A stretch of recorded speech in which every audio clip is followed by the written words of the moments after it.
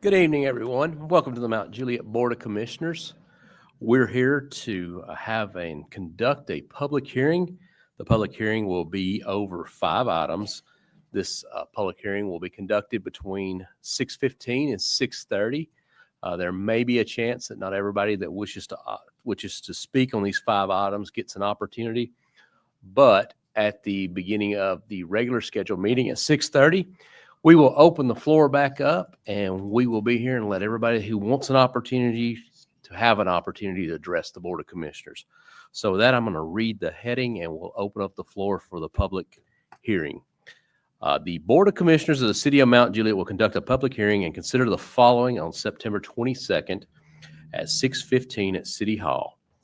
And I will read it. There are 5 items. The first one is an ordinance to approve the lease agreement with the Mount Juliet West Wilson Community Senior Citizen Service Center for the Mount Juliet Senior Activity Center. The second is an ordinance to amend the fiscal year 2025-2026 budget ordinance 2025-35 to accept insurance proceeds and to appropriate funds for the repair of a traffic signal cabinet.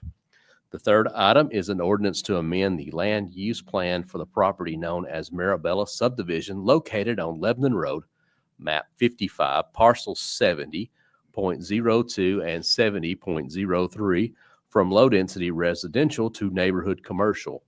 The fourth item is an ordinance to amend into the corporate boundaries of the City of Mount Juliet approximately 403.44 acres, property located off Beckwith Road, Lebanon Road, and Bass Lane, map 55, parcel 70.02, 70.03, 92, 92.04, and 102, and located within the city's urban growth boundary, and to adopt a plan of services. The fifth item is an ordinance to rezone the approximately 403.44 acres of property off Beckwith Road, Lebanon Road, and Bass Lane, map 55, parcel 70.02, 70.03, 92, 92.4, 102 from Wilson County R1 to RS40 and CNS PUD and to adopt the preliminary master development plan for a Mirabella subdivision. The public is invited to attend and comment. With that, if you would like to make a comment on any of these 5 items, I'd invite you to come forward to the podium, give your name and address for the record, and you will be recognized for 3 minutes.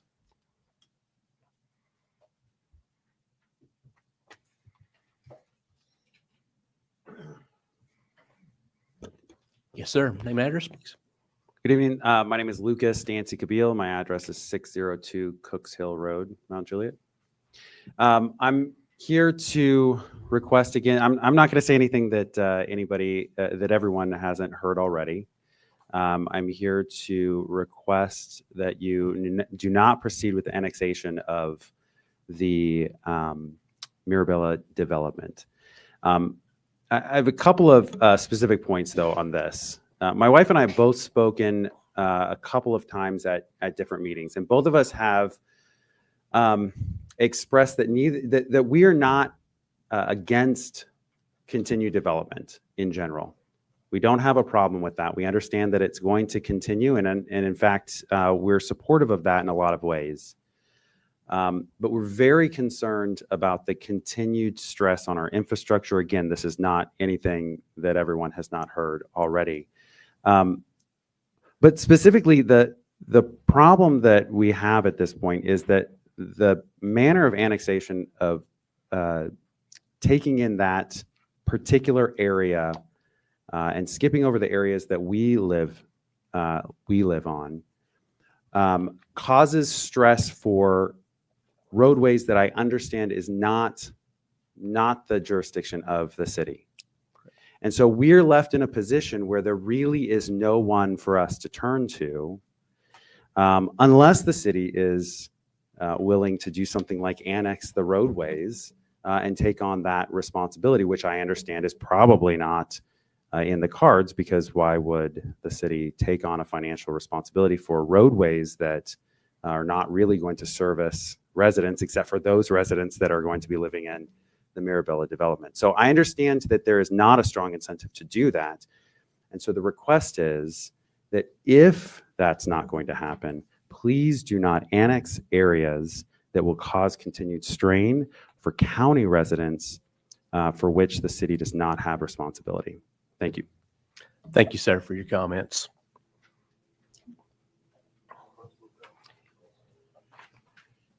Okay. Name and address, please.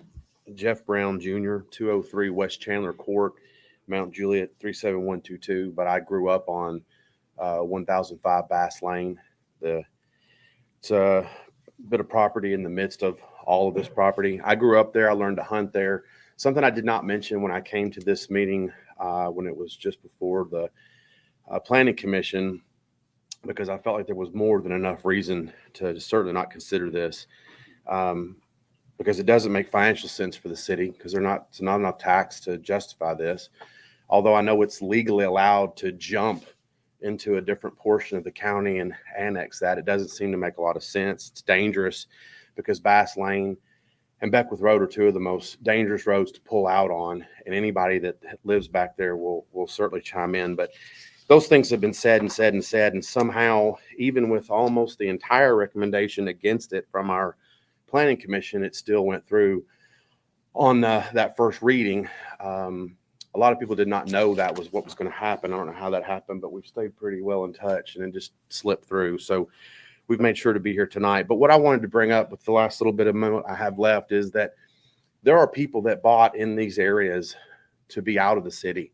They want to hunt. They want to fish. They want to have room for tractors and doing the gardens and doing the kind of things they want to do. We've known for a really long time that this was going to happen. But I think growth is fine. I'm not anti-growth either. I was a county commissioner. I'm for growth, but I'm for responsible growth. And someone is going to get killed pulling out of Bass Lane. It's a miracle it hasn't happened already. When we add this much more and we put this extra stress on our police that are having to jump over county lines to get to a new portion of city, it's being rushed and it's unnecessary. Again, if it was some huge tax thing for the city and we could justify that, I mean, maybe, but it's not good for the city in that way. It's not good for our infrastructure. It's not good for our emergency services, fire or police. And it's terrible for almost everybody that's in that area, except for one family that wants to develop it. And the last thing I'll say, the way this was done in the beginning was reckless. There were fires that were started that affected people's pets, their barns. They were concerned about their fields catching on fire. At one point, they had such a big fire, and they did it over a gas main. My father has kept up the road, which is the easement that goes over this to our property, and no one has ever contributed a dime to him in 30-something years of him keeping that road up. So the way this has been done is reckless, and I assume that it's going to continue. I just really ask, as a citizen that's been here my whole life, to consider more than just, can we annex this? Yes, you can, but it's going to hurt a lot of people, and there's going to end up being a wreck. Our roads are not ready for this. Thank you, sir.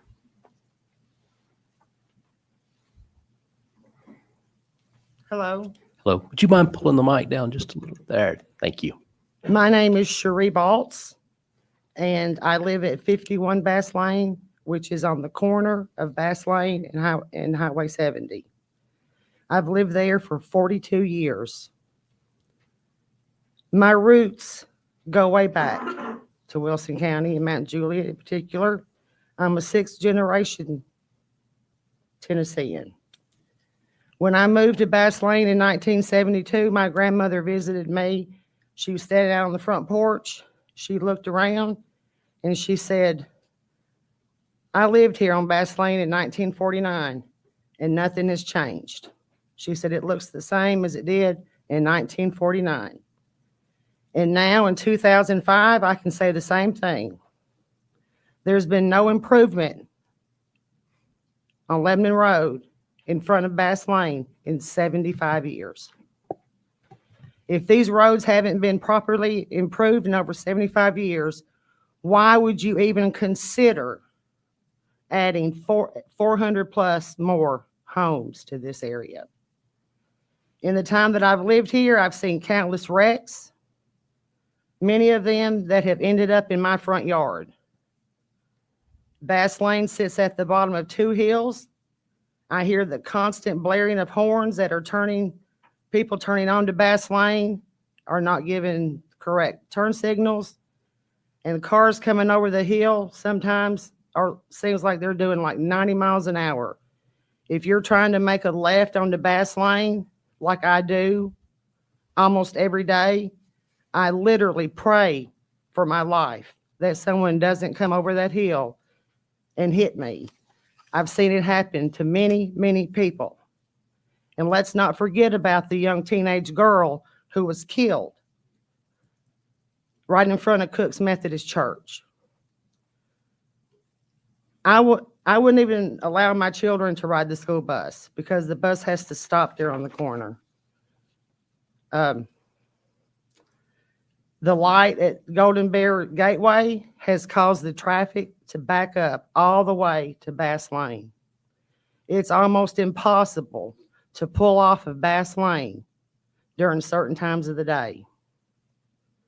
And if you've ever tried to pull off of Bass Lane, Cooks Road, Beckwith Road, when it's snowing or icy, then you know exactly what I'm talking about. It's impossible during certain times of the day. And the snow and ice just make it 15 seconds, ma'am. okay. The roads are hilly, curvy, and outdated. We can't handle the amount of traffic we already have. I urge you to put infrastructure and safety first and vote no on this proposal until our roads are properly addressed. Thank you, ma'am.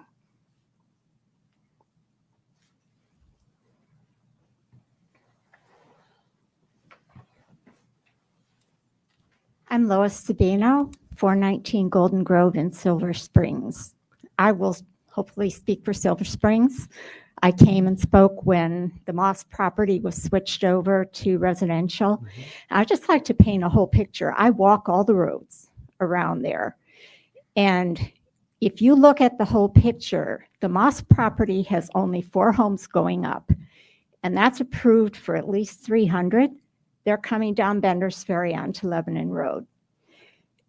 North of the Moss Farm, there are 2 very large subdivisions going in off of Bender's Ferry. The land is being cleared. Also off of Mays Chapel Road, there's a new neighborhood. All of that traffic is funneling down to no right turn lane, I will mention that again, on Bender's Ferry and Lebanon Road. Also, the Sprouts opening is going to bring traffic over Lebanon Road. I saw in the paper, one of the papers, we were on vacation, so we have a whole bunch of papers, that there are 7 buildings or 9 buildings approved at 109 and Lebanon Road. And whatever employees those are going to take, that traffic is also going to use Lebanon Road, possibly coming from Mount Juliet. So if you look at the whole picture of that whole area, to add one more large neighborhood funneling out onto the same road, it just doesn't make any practical sense. Thank you. Thank you, ma'am.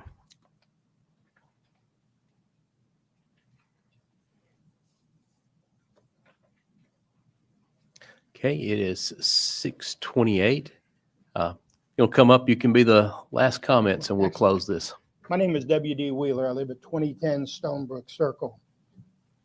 I'm not originally from Mount Juliet. I lived here 32 years, but I'm proud to say I'm from Mount Juliet. I would like the city to stay where it was a few years ago, but I understand growth is impossible to stop. But I do think, and the police department can speak to this, our traffic issues. We're looking at revenue for the city, which we all understand we need. But traffic, you can't hardly get anywhere in the city anymore, especially in rush hour in the morning. You go to Bender's Ferry or Golden Bear and Lebanon Road now. Traffic's terrible. We have friends that live on Beckwith, even not at rush hour. That's a dangerous road. Why are we wanting to dump more traffic out on the road that we don't control, and it's a 2-lane road? That's extremely irresponsible. And I know you guys are doing the best job you can, but that's just irresponsible, dumping that amount of traffic out onto a 2-lane road that has 2 ways to come out of there, and that's it. Please think about this and don't approve this at this time. Thank you. Thank you, sir, for your comments. All right, with that, we're going to close the public hearing and we'll immediately go into our regularly scheduled meeting.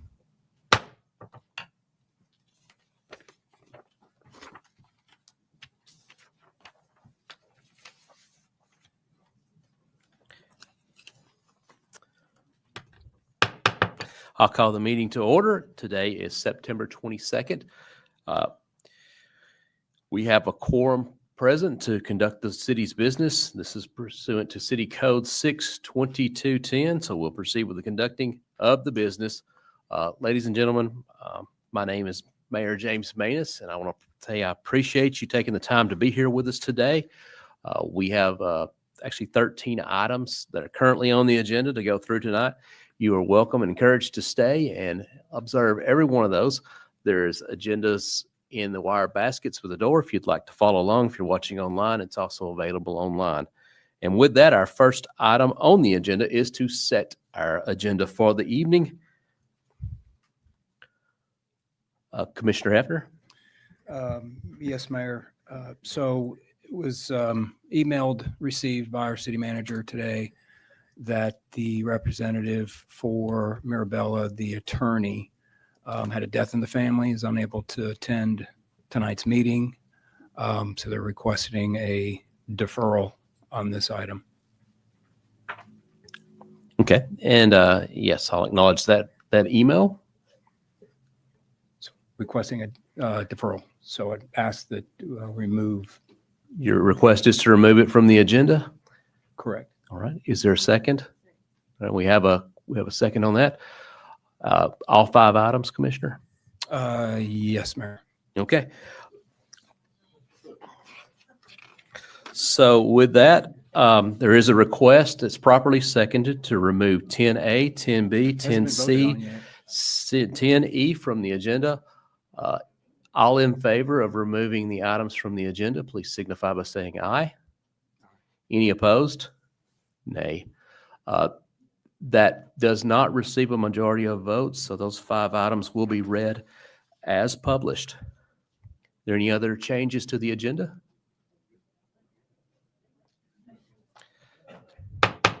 Please, any other changes to the agenda? All right. I would move that we move 12A and 12E under consent.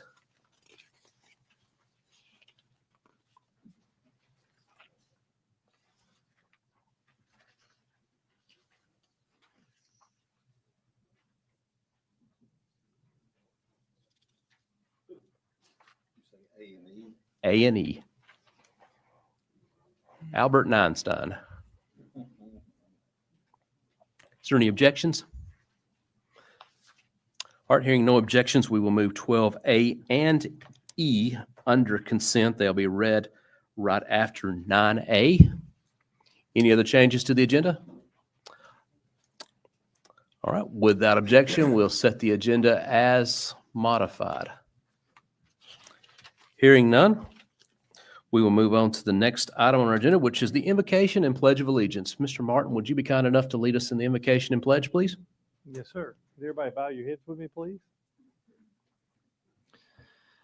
Gracious God, we come before you with humble hearts, recognizing that our purpose here is to serve others.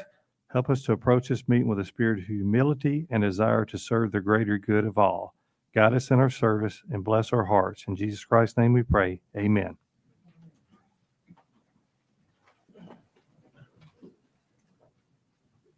I pledge allegiance to the flag of the United States of America and to the republic for which it stands, one nation, under God, indivisible, with liberty and justice for all. Thank you, Mr. Martin. Next item on the agenda is the approval of the minutes from our September 8th meeting. Is there a motion? Have a motion and a second. Any questions or comments on the agenda? All right, all in favor of the agenda as published, please signify by saying aye. Any opposed? Any abstentions? The agenda does pass. Next item on our agenda is citizen comments. I would just ask that everyone please keep the comments pertaining to city business, not on individuals. Keep it G-rated as best as you care to do, but I can't force you to do that under First Amendment law. But anyway, just please ask you to keep it civil. You'll be recognized for 3 minutes, and we'll let you comments, and the floor will be open. If anyone would like to, I'd like your name and address just for our records.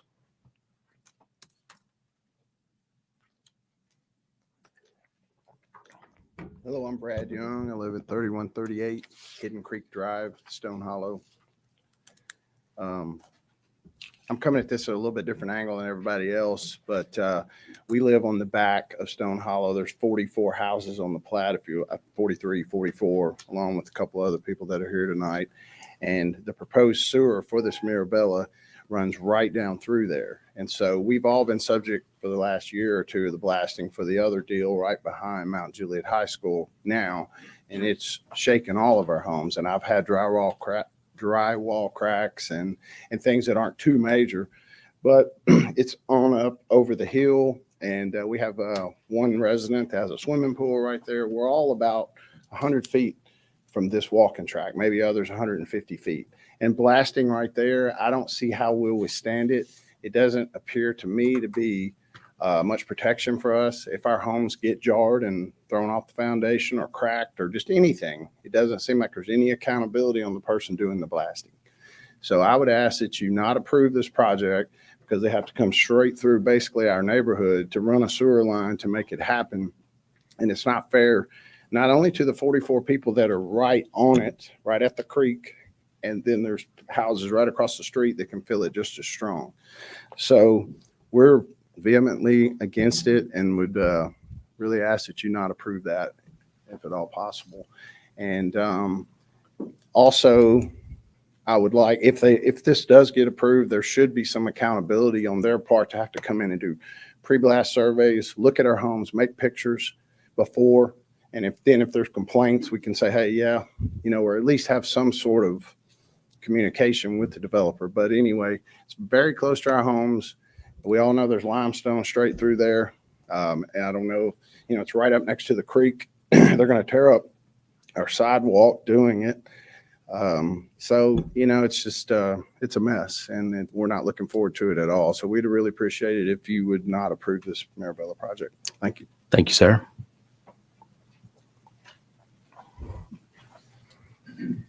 Name and address, please. Cindy Sharp, 902 Lexi Court, Mount Juliet. I was trying to figure out what to say tonight that I haven't said already. Over the past 6 months, I have been here consistently mentioning how the city of Mount Juliet has no control over the state and county road that you are making a decision on. I've told you on many occasions how the decisions that you're making affect our daily lives, that none of you represent, but lives you are more than willing to disrupt for what? A new subdivision for money? It's discouraging to hear arguments like, if Mount Juliet doesn't approve it, the city will lose out on all that money. Imagine instead if we could do things in unison, allow construction and improve roads at the same time. What a freaking concept. When I look back at the concerns citizens have consistently raised with this commission, the issues rarely change.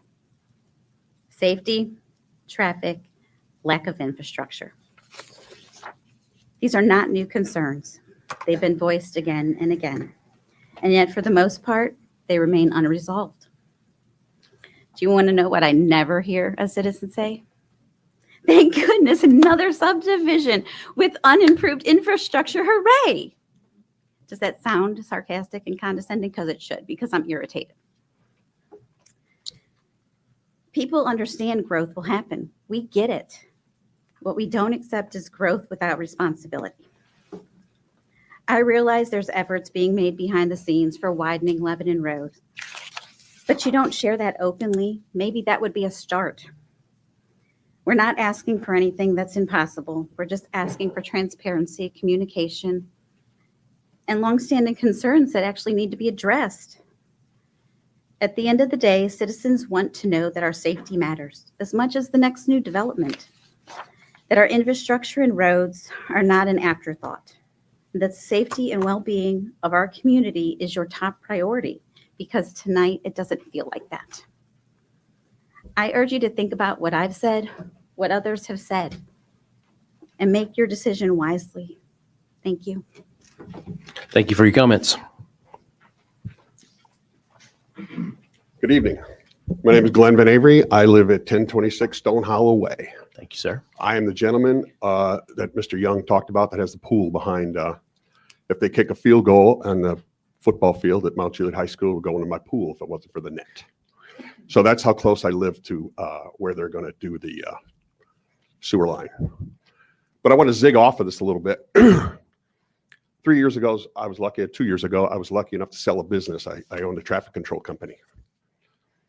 I decided that rather than fully retire, I would take a job as a crossing guard here in Wilson County. Let me tell you, my first job as a crossing guard was at West Elementary. I'm going to tell you guys something. There is no infrastructure. That road is horrible. I got yelled at. Mayor, I'd love to tell you that I got G-rated comments every day. My first day on the job, I was F-bombed twice. I was told that I effing couldn't do that job in front of that school. Who the F do you think you are? I was given the finger. I was swerved at. I can't tell you how many things it was. In my professional business of 15 years owning a traffic control company, I never had this ever happen. I was under this feeling, this utopia, that there was signs that said 15 miles an hour, that everybody slowed down and everybody just said, oh, it's a school. A school that's been there for 60 years. And yet all we're trying to do is get these parents in safely and get the kids into their schools and the parents out safely. That's all we're trying to do. And yet we were screamed at, yelled at. And those two people that, and just to let you know, 15 years I owned and ran I asked my boss to get me off that road because I was afraid that I was going to A, get hurt, or B, hurt somebody. Because my life is much more than anybody else's out there. And I was trying to protect everybody. So I encourage you to think about what you're doing here. And if the infrastructure is not there, don't do it. Think about that first. Thank you. Thank you, sir.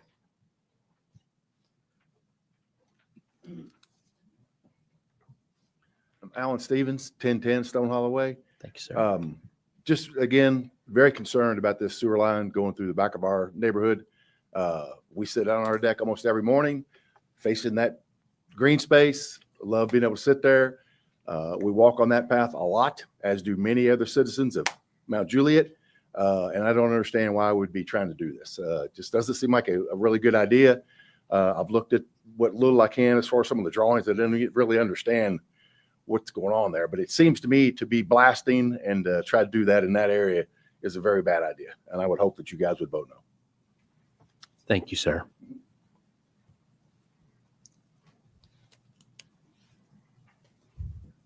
I'm Julie Silliman, 2014 Stonebrook Circle, and I live directly in front of the path that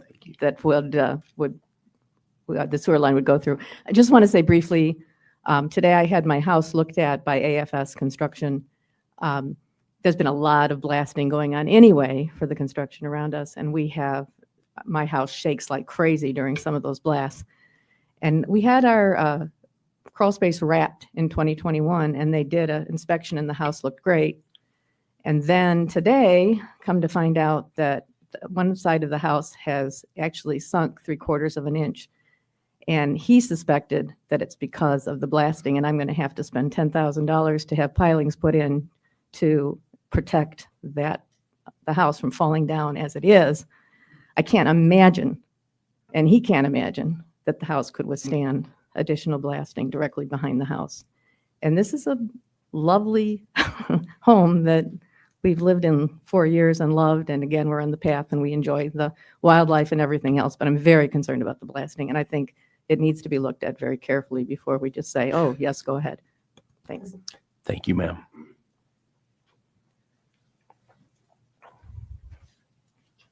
Hello. Hello. I'm Teresa Hollingsworth, 1024 Stone Hollow Way. I've lived there you. for 20 years.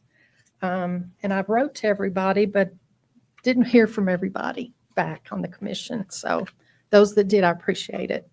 I live right next to Glen Van Avery, 1024, which is lot 13 on your map. And compared to where that sidewalk's going to go, there's going to be damage. So, you know, do we not count just because you want to put in $4 or $5 million homes? You know, so I'm all against it. And I'm okay with growth, but you guys are putting the cart before the horse, and you have been for 10 years now. So I don't know. I know you need the tax revenue, but at our cost, you know, to grow the city, I mean, if you can't work with the state to get Lebanon Road widened, then there needs to be no more development down that road, period. So that's all I have to say. Thank you. Thank you for your comments. Name and address, please. Brian Reisner, 361 Bass Lane. I'll touch on something again that I brought up before. When they started all this clearing the property beside me, there was a natural spring that they interrupted the flow of. I've had people message me and tell me that their grandparents come in 1940 to the spring and got water and took back to their neighborhoods. Wow. Since this clearing has took place, that flow from the spring does not go back to the creek toward the back of the property, which runs across my property and 3 others and ends up coming out on Lebanon Road. Back when we had cattle, that's what we used to water the cattle. You know, the creek always had water in it. Since then, I know that they did have a stop work order put on them on June the 13th of this year. Nothing has been done to rectify the damage that they've done to the spring to help the flow of water, but they quit working there. And something that y'all heard pretty much from everybody here, the infrastructure and the roads and the traffic is not ready for all this. If I'm not mistaken, y'all got 675 houses that's set to be building off Bender's Ferry. You've got roads that are going to tie in from the back of other subdivisions into Lebanon Road, fairly close right there to West Elementary, where you already have traffic problems. We widen the road to help with school traffic, which it's not fully completed yet, but yet traffic is still not any better. And like all these other ones have said, with Bath Lane and Cooks Road, it's a nightmare trying to pull out. I mean, it's ridiculous. And when I looked at TDOT's plans, I didn't see anything on there that anything remotely close to getting anything widened on Lebanon Road.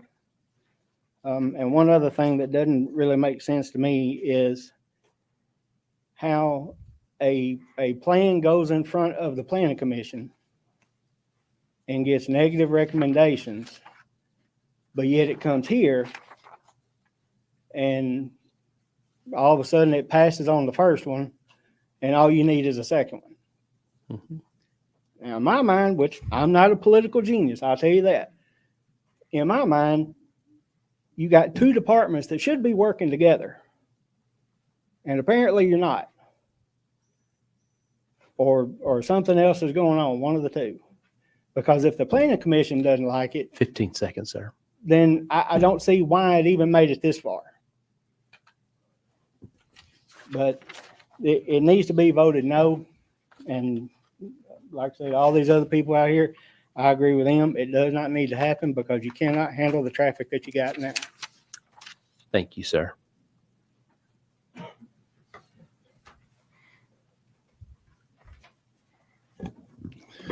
Dalton Gleaves, 911 Beckwith Road. Thank you. I'm going to talk about this I've heard a lot about Bass Lane, but Beckwith Road, we live just down the street from Breeden's. The traffic getting out on Lebanon Road is an absolute nightmare right there. Cars are coming from 109 down 70. It drops to a 45 right there. Nobody slows down to 45. They're still doing 50, 55, or they're speeding 60, 70 miles an hour. and you're trying to get out, from Beckwith Road onto Lebanon Road, and it's a very, very dangerous intersection.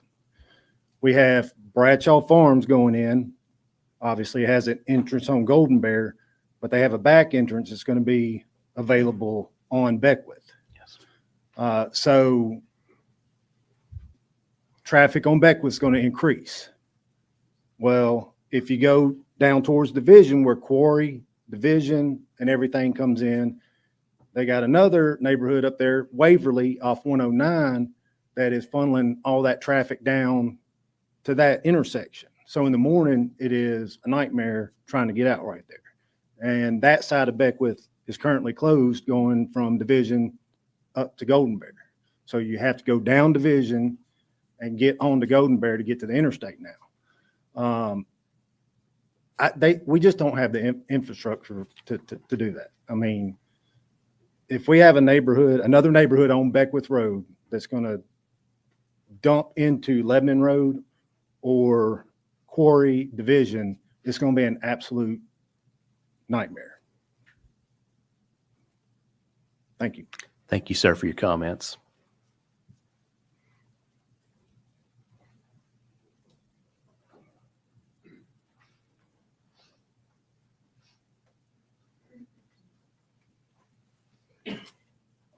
My name is Dave Glock. I'm at 2026 Stonebrook Circle.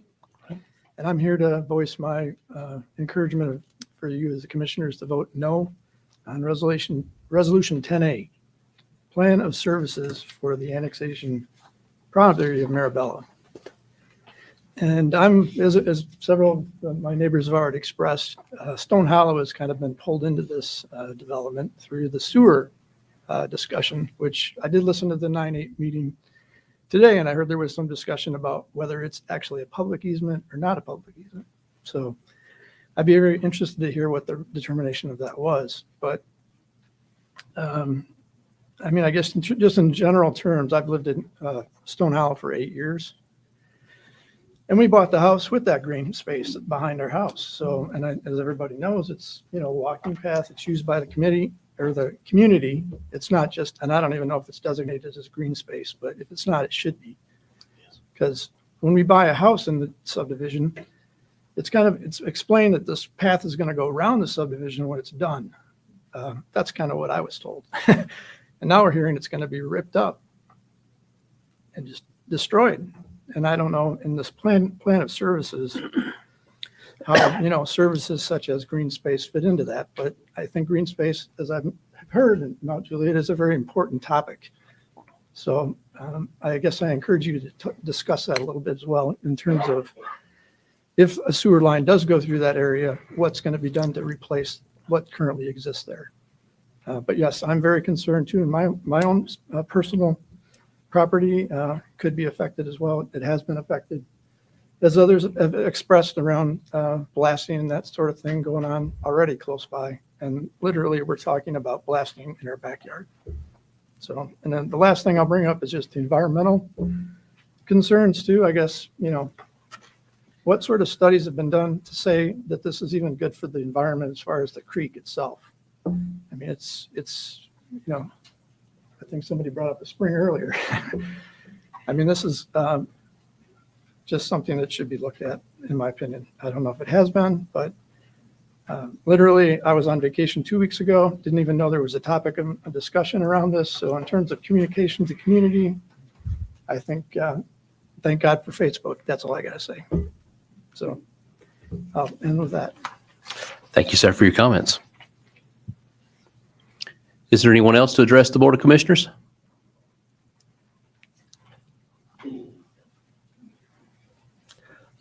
Hello, Commissioners. My name is Kyle Allen, and 2078 Morgan's Way, Gallatin. Thank you. I am one of the partners in the development of Mirabella. I hear everyone's stress, and I get it. I've been a builder for a long time. I'm not a commercial builder as far as a tract builder.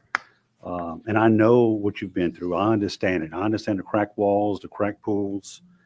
And you're all tired. I understand. I hear the roads.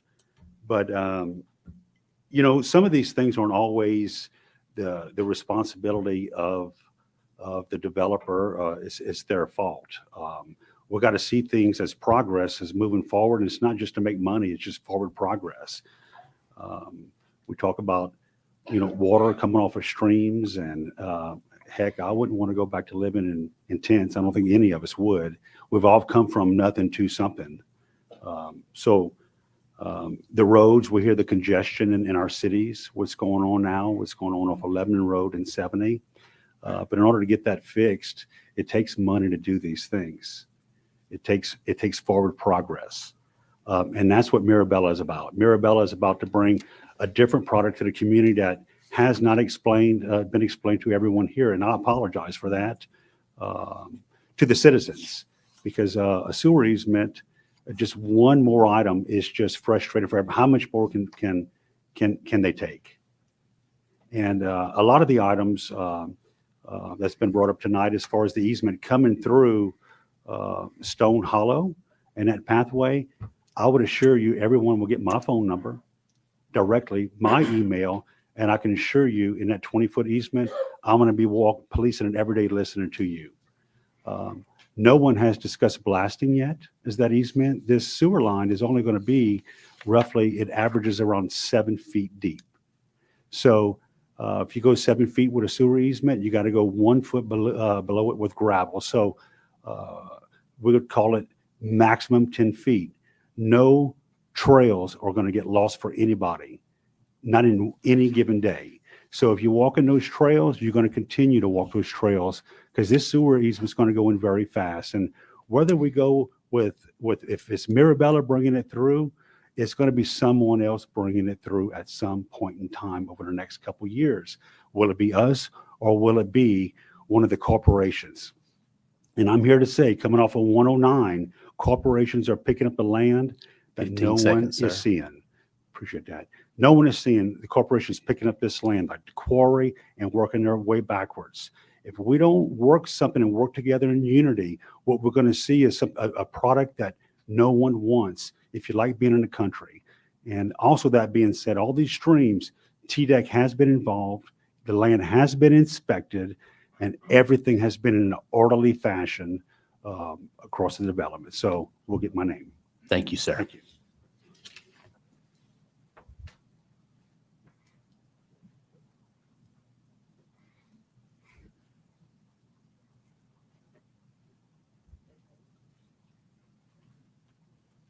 Hello, my Hello. name is Jeff Morrison. I live at 3133 Hidden Creek Drive. There's been a lot of concerns been brought up, and I wanted to kind of come at it from an engineering standpoint. I wanted to talk about the sewer easement through Stone Hollow. And I've looked at the engineering drawings, and as Mr. Allen had said, I'm not against progress, but I'm wondering if there are other alternatives, because the sewer line will extend 7,500 lineal feet. And that goes from Golden Bear Parkway before it even touches the Mirabella development. That's nearly 1.5 miles. So that seems to be a very long way for that. The water for the development appears to be coming from Beckwith or Lebanon Road, which touches the development. So are there other alternatives for the sewer line? I think that would put everybody's mind at ease to know that, especially from Lebanon Road. As Mr. Allen said, the sewer depth will be 7 to 8 feet.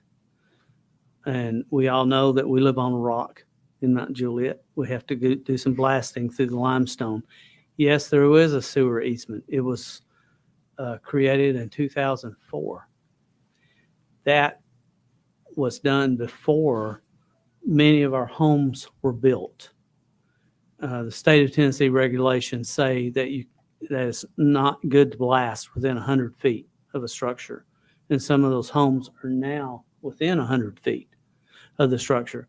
Sewer easement came first, but the houses came later. Now there's a conflict with that. And also what has been mentioned already previously is that the plans need to go before TDEC, and I don't think that has been done yet. And that will need to be approved as well. And I asked that we look for other alternatives for this sewer line easement with the developer and his engineer record. Thank you very much. Thank you, sir, for your comments.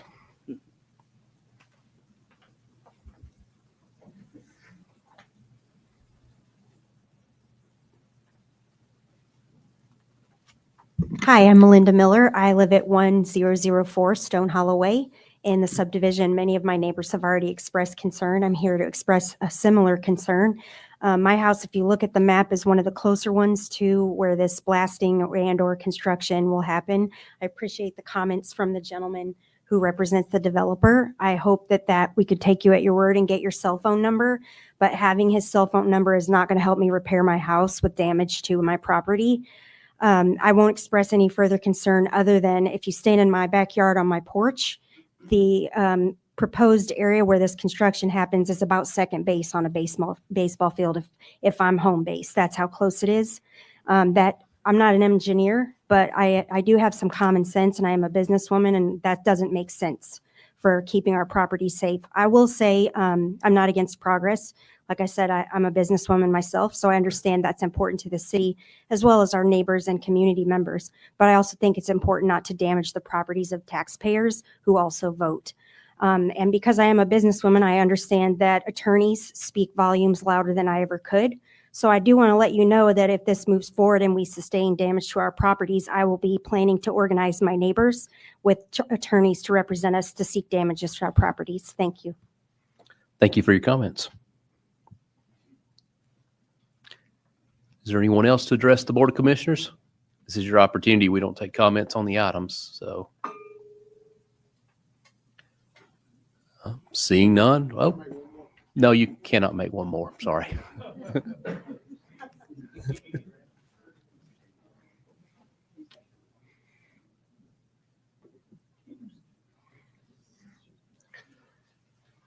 Hello, Michael Hartline at 2034 Stonebrook Circle. Thank you, sir. So my concern is we do get a lot of flooding back there, oftentimes probably once or twice a year, fairly high. So I'm thinking the manholes would be unsightly because I know they can't be below the floodplain. And so me backing up to the trail, I just don't like the thought of how that would look. And then, of course, the blasting is a concern, but just want to voice it. Thank you. Thank you, sir. Is there anyone else to address the Board of Commissioners? All right, we will close citizen comments and proceed with the rest of our agenda. The next item is commissioner comments and reports. I will recognize Commissioner Giles for his comments. Thank you. Thank all of y'all for coming out tonight.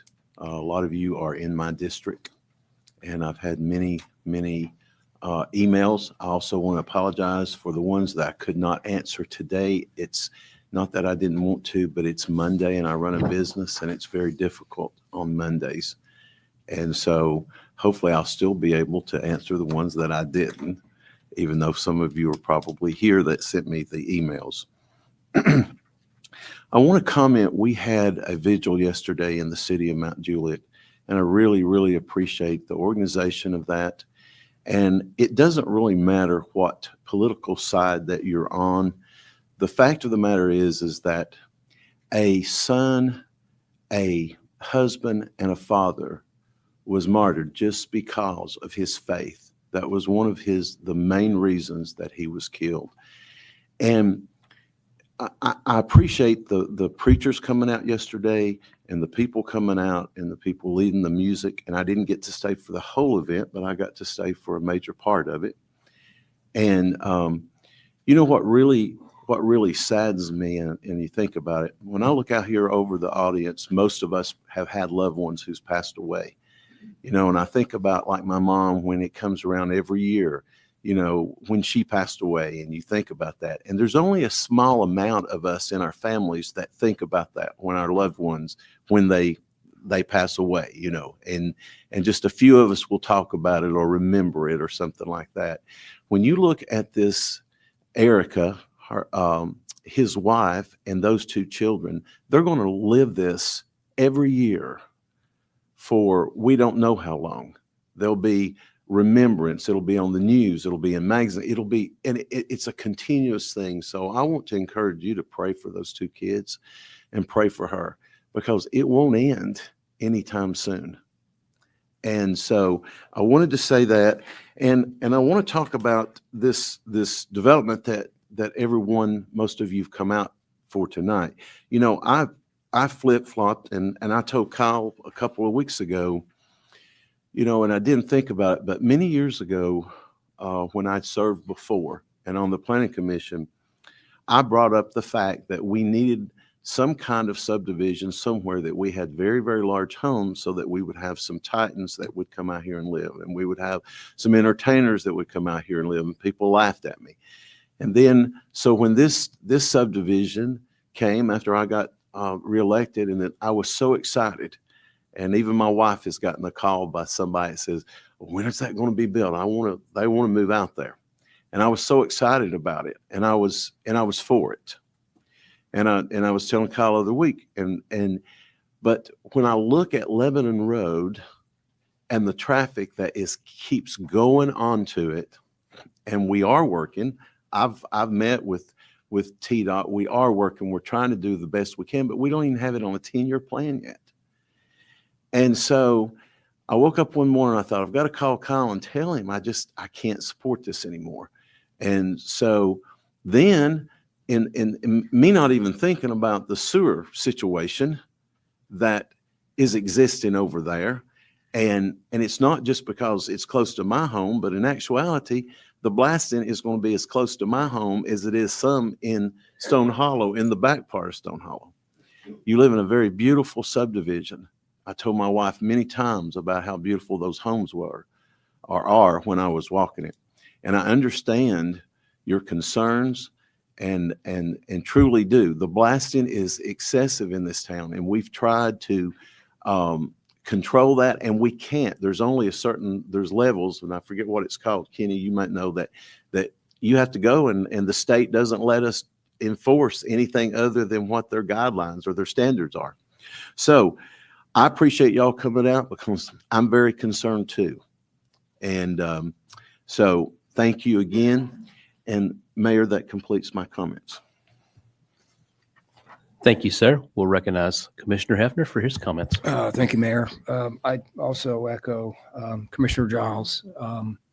Charlie Kirk, he was a strong man of faith, and he was not shy about that. Secondly, I'm going to remember him most for was his willingness to bring people together, just like tonight, to engage in conversation, to engage in dialogue, to engage in discussions. They didn't often agree with him. Many disagreed with him. So just like tonight, just like this evening, I appreciate everybody coming out tonight. Appreciate all your comments, because we have to engage in dialogue. Because when we don't and we're silent, that's when people get angry. And that's when people fill in the blanks for you. So I do appreciate everybody coming out and voicing their concerns about the project. I also want to address a couple of comments that were made about the Planning Commission. So often the negative recommendations or even positive recommendations are turned over by the BOC. And just as a matter of just edification, the Planning Commission is a nine-member board. 8 of those members on that board are appointed by one individual. It's the mayor.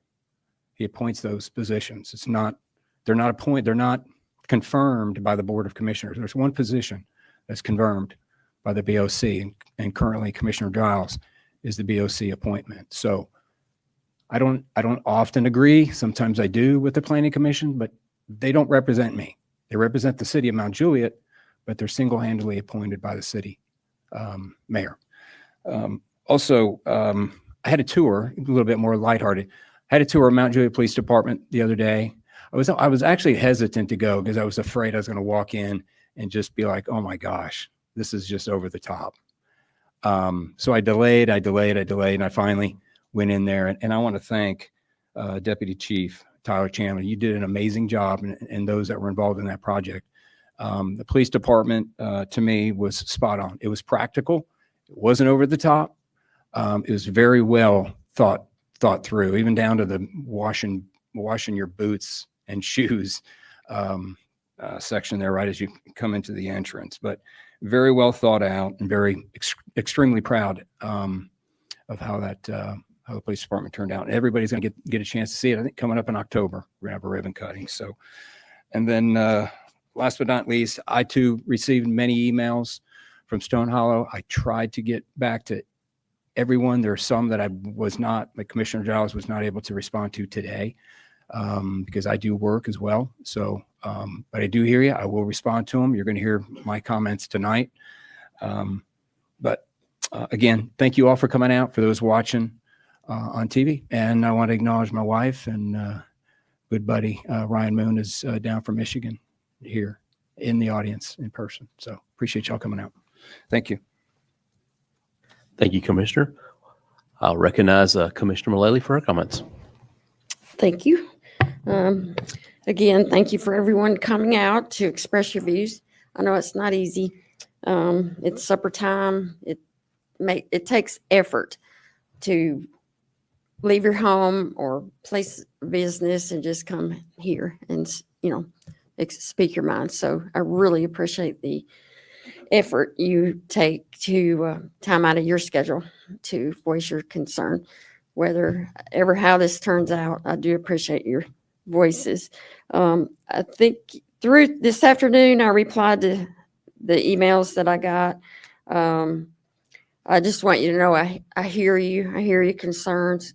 I reached out to Public Works as far as because I had concerns too over the blasting and the flooding and the creeks. So I'm going to ask them to come up to speak when at the time from the replies that I got to address some of those issues. And I haven't gotten back with the emails today that I got. And I don't say much, but I do appreciate your input. So which was my reply. But I want you to know I hear you. I reply because I want you to know I read your email and I hear you. So working on the next newsletter should go out a week from Wednesday on October 1st.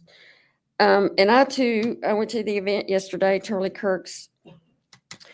And I would just want to thank everyone who put that together. And I just want to say I'm thankful to live in a city where we can hold such an event and just worship our God, our Savior, our Creator in this city. And I felt safe. I was looking around, but thankfully the police were there. They were spot on. Their presence was everywhere.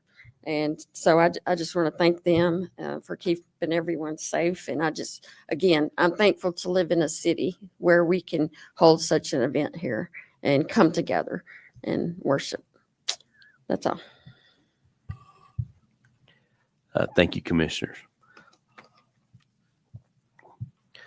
I don't always at least make comments. Sometimes I think that's my gift to the city, is to not have to hear me talk any more than necessary. So, but tonight I do want to say, we're not far removed from the martyrdom of Charlie Kirk, and I know that's been fresh on my mind.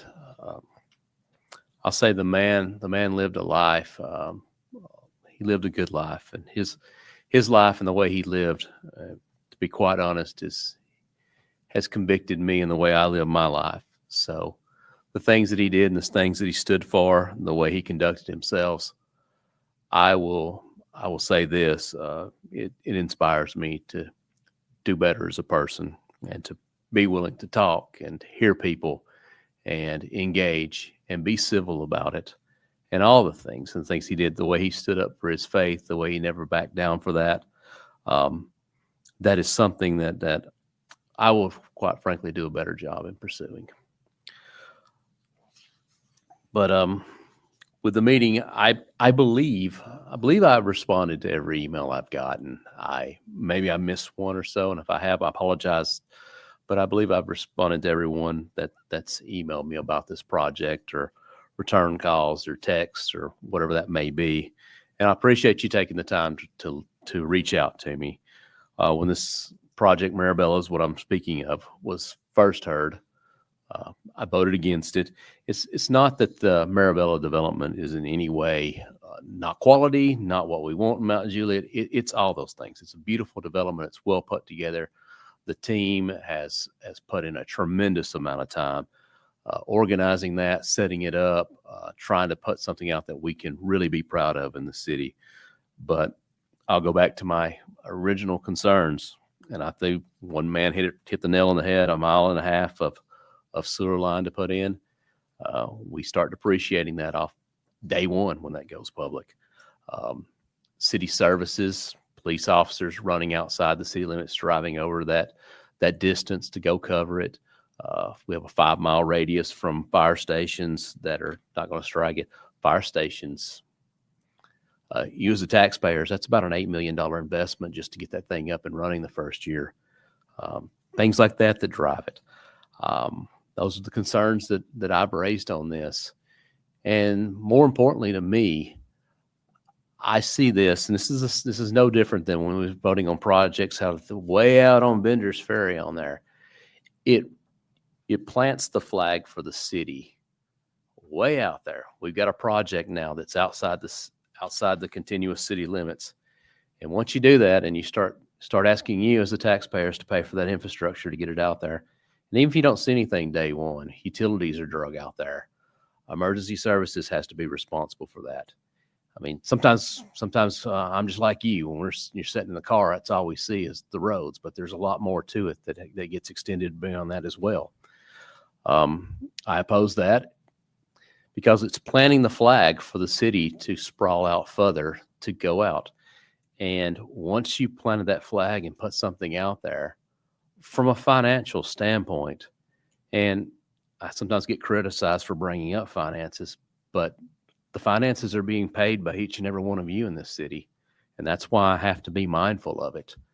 From a financial standpoint, when we plant the flag a mile or so outside the city limits, it only makes sense to develop everything in between it so that you have more people on that to cover the cost of the infrastructure that you've taken out there. It's just makes sense to have the people in place. So when that flag gets planted, to me, it's not just a vote on a project. It's a vote on the future and where we're going to put the edge of the city. If the city naturally makes its way out to these points, infrastructure gets built along the way, and there's people along the way to pay for it.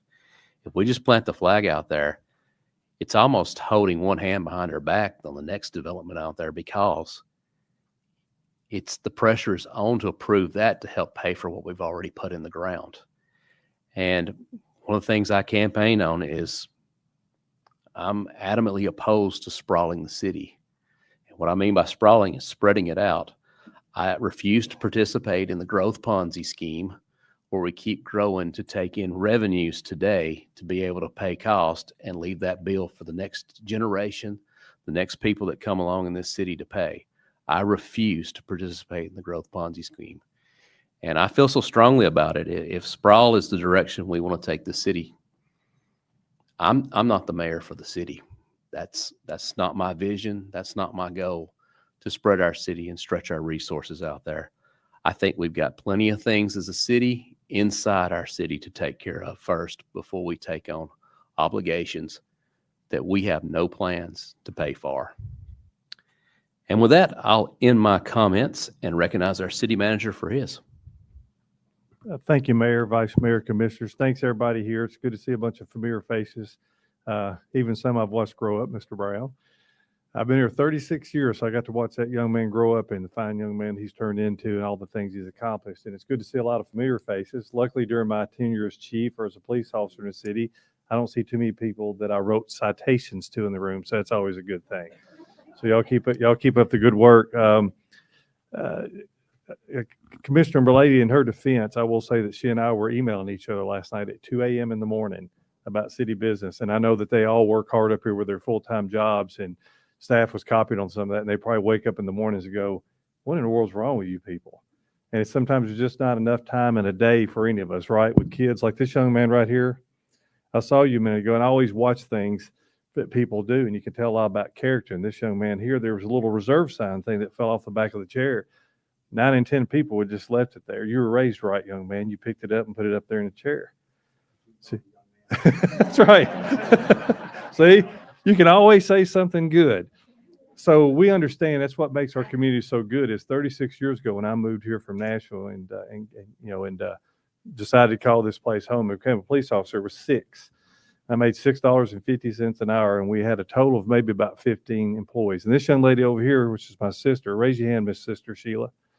She'll be leaving here December 5th. She's the only person that's been here longer than me, and she's going to be retiring, and we wish her well. But you can replace a position. You can't replace a human being, right?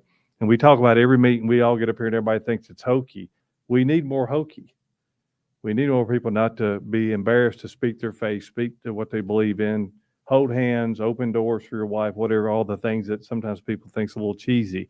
It worked then. The best show to this day is still the Andy Griffith Show, by the way.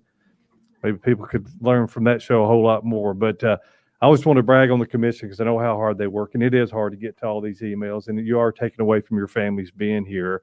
And I hate you even have to travel because there's people that travel these roads that shouldn't, that drink and do other things, and that's where the accidents happen. So I wanted to brag on all of you a little bit, but the things in particular I'd written down tonight is that we're trying to become the most patriotic city in the country. And we've been at this for a long time, and we're not quite there yet because you never really get there because all the people that sacrificed in the military give us what we've got tonight, the freedom, right, to come speak our mind and communicate with them, which is absolutely phenomenal. So for the commission that's voted all these times to give us the City Beautiful monies to keep our city clean, which reduces crime, to make it look good, to encourage pride in your community, right? Because you all have invested and planted your flag, as the mayor said, here for a reason. And that's why you're here tonight, is to communicate that because you care. So we started several years ago about flags, and the guys at Lauren and Marty Potts is back there somewhere. Right now we have 25 flags in the city of Mount Juliet, not counting the ones on the banner post that you can't lower. Anytime the president or somebody or something says the directive that those flags have to be lowered, we're going to do it. Okay, how long it takes. So I know they cuss me every time they do that, but I need 100 flags. So what we're going to do is I'm asking everybody in this room, if you love your country and if you got a place you can put a flag at your house, put a flag. If you own a business, put a flag. Show pride in your country because this is the only one we've got, and we got to protect it. So I want to thank the commission up here because there's things that we did when I started here 36 years ago. You couldn't walk in Mount Juliet without getting run over. There was nowhere to walk. Mount Juliet Road was 2 lanes, no turning lane. But thanks to the people up here and Commissioner Giles, who was probably the biggest one behind that originally, we started putting in sidewalks and greenways. So now you can walk safely, right? And we keep adding them. We're going to keep adding them. There's going to be more and more of them so that you can walk safely without having to walk in the street. But something that a lot of people don't realize is they're constantly looking for grants. And I know that. Commissioner Milady, you're on the BPAC. Commissioner Giles, you're on the BPAC, and there's a good group of citizens that serve on that. And BPAC is the Bicycle and Pedestrian Advisory Committee. And they look all the time for money because they don't get monies from the city. They look to raise money. So me knowing that, I'm a guy that likes free stuff. Isn't that right, Rob Porter? Can I get an amen? He's back there somewhere. He gave a thumbs up. So they've worked hard and give me good directive to where we partner with people because it's all about partnerships, right? Mayor and the commission went down and partnered with Governor Lee, $25 million towards the interchange at Golden Bear. Matt White over on the end, a beautiful blazer, wonderful human being right there. He worked at the direction of this commission and myself to say, go see what you can get from the federal government. He got another $25 million. $50 million go toward an interchange that's used by everybody in Middle Tennessee. That's what your city's trying to do for you, and I'm proud of that. Duke Energy and Piedmont, if you have them, they're your service provider. I'd like to thank them because they're stepping up because of the hard work of that young lady right there and that young man right there. They're going to give them a grant for $15,000. That doesn't sound like a lot, but for somebody that raises every penny they can, all these extra effort and time and hours y'all put in for that, thank you.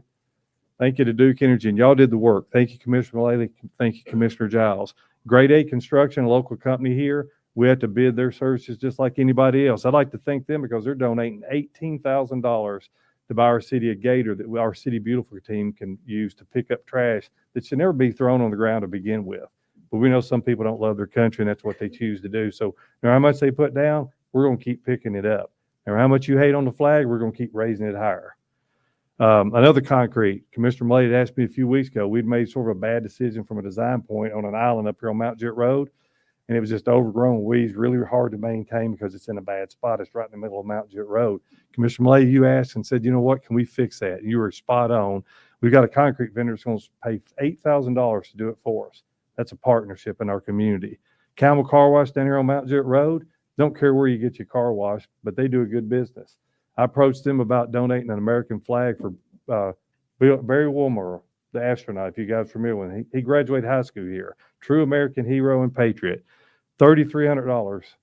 They stepped up and bought a flag so we could put it down there to recognize that particular part of Mount Jewett. All the other flags you see at the interstate, donated. Those flags are $7,000, $8,000 a piece for those poles. The one you see down here at Barry Wilmore is $3,300. So I beg of you to do that, and most importantly, shopping local. These businesses belong to you. They're here to serve you and me and everybody else that's here. They cannot survive without you. So sometimes when you spend money somewhere outside of a city called Mount Juliet, I get it. Sometimes we just don't have it here and you got to get it somewhere else. But I beg of you, if you can, what operates your city and gives us the ability to create such an awesome police department and fire department is you spending business money with the businesses, the local businesses. So if you can do that for me as a trade-off and a partnership, I'll love you forever. I love you forever anyway, just as a human being, but I just thought I'd share that with you, why it's important. People don't always get why it's important, but it is extremely important to shop local. There's moms and dads out here, and most of the businesses owned like Chick-fil-A by local franchisees that call Mount Jewett home too, and they can't do it without you. So if you see a new business open, might be struggling a little bit, give them a shot. You might just be surprised what they have to offer, and I guarantee you they'll love to see you. So God bless y'all, and Mayor, that concludes my report. Thank you, sir, for your comments. And with that, we will move into the business portion of the agenda. I'll just remind everyone at the table and those speaking to please speak directly into the microphone so we don't have to turn up the gain so high we get feedback, but please speak into the microphone. Also, keep in mind, we do operate under Robert's Rules of Order, so to respect that as well. I will start with the unfinished consent agenda items, which is 9A, an ordinance to amend the fiscal year 2025-2026 budget ordinance 2025-35 to accept insurance proceeds and appropriate funds for repair of traffic signal cabinets. We'll move to 12A, which is an ordinance to amend the fiscal year 2025-2026 budget ordinance 2025-35 to appropriate funds for the Town Center Trail Phase 3 and Lebanon Road Sidewalk Phase 3 projects that were recently awarded through additional grants.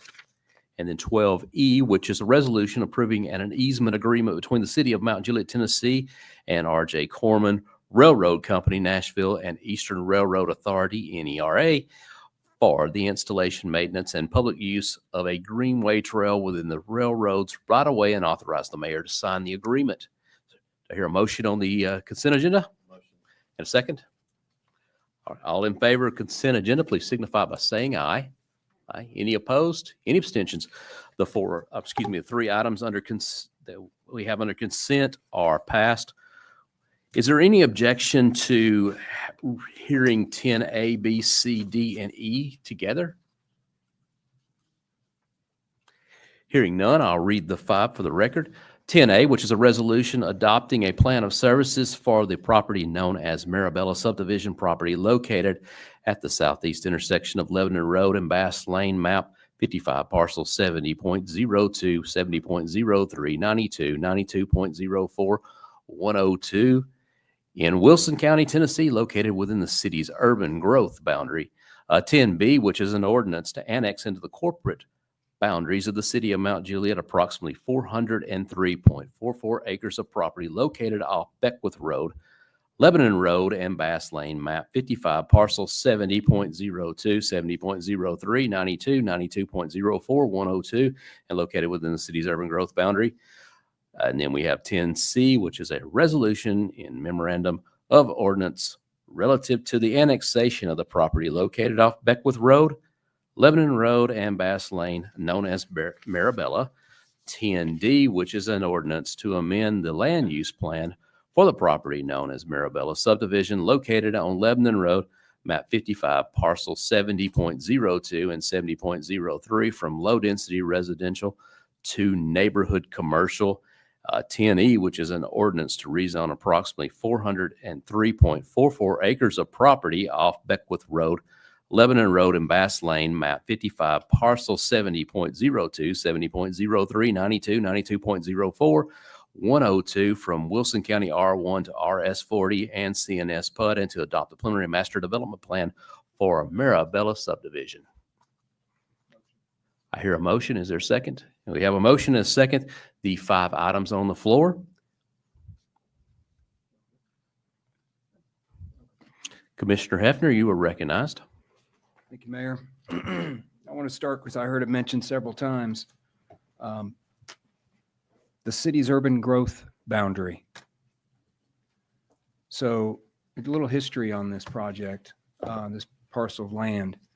A couple of years ago, the city went through an exercise with Lebanon and also Watertown to redraw or expand the city's, all 3 cities' urban growth boundaries. This parcel that's currently on the agenda tonight, we're talking about right now, was not in the city's urban growth boundary.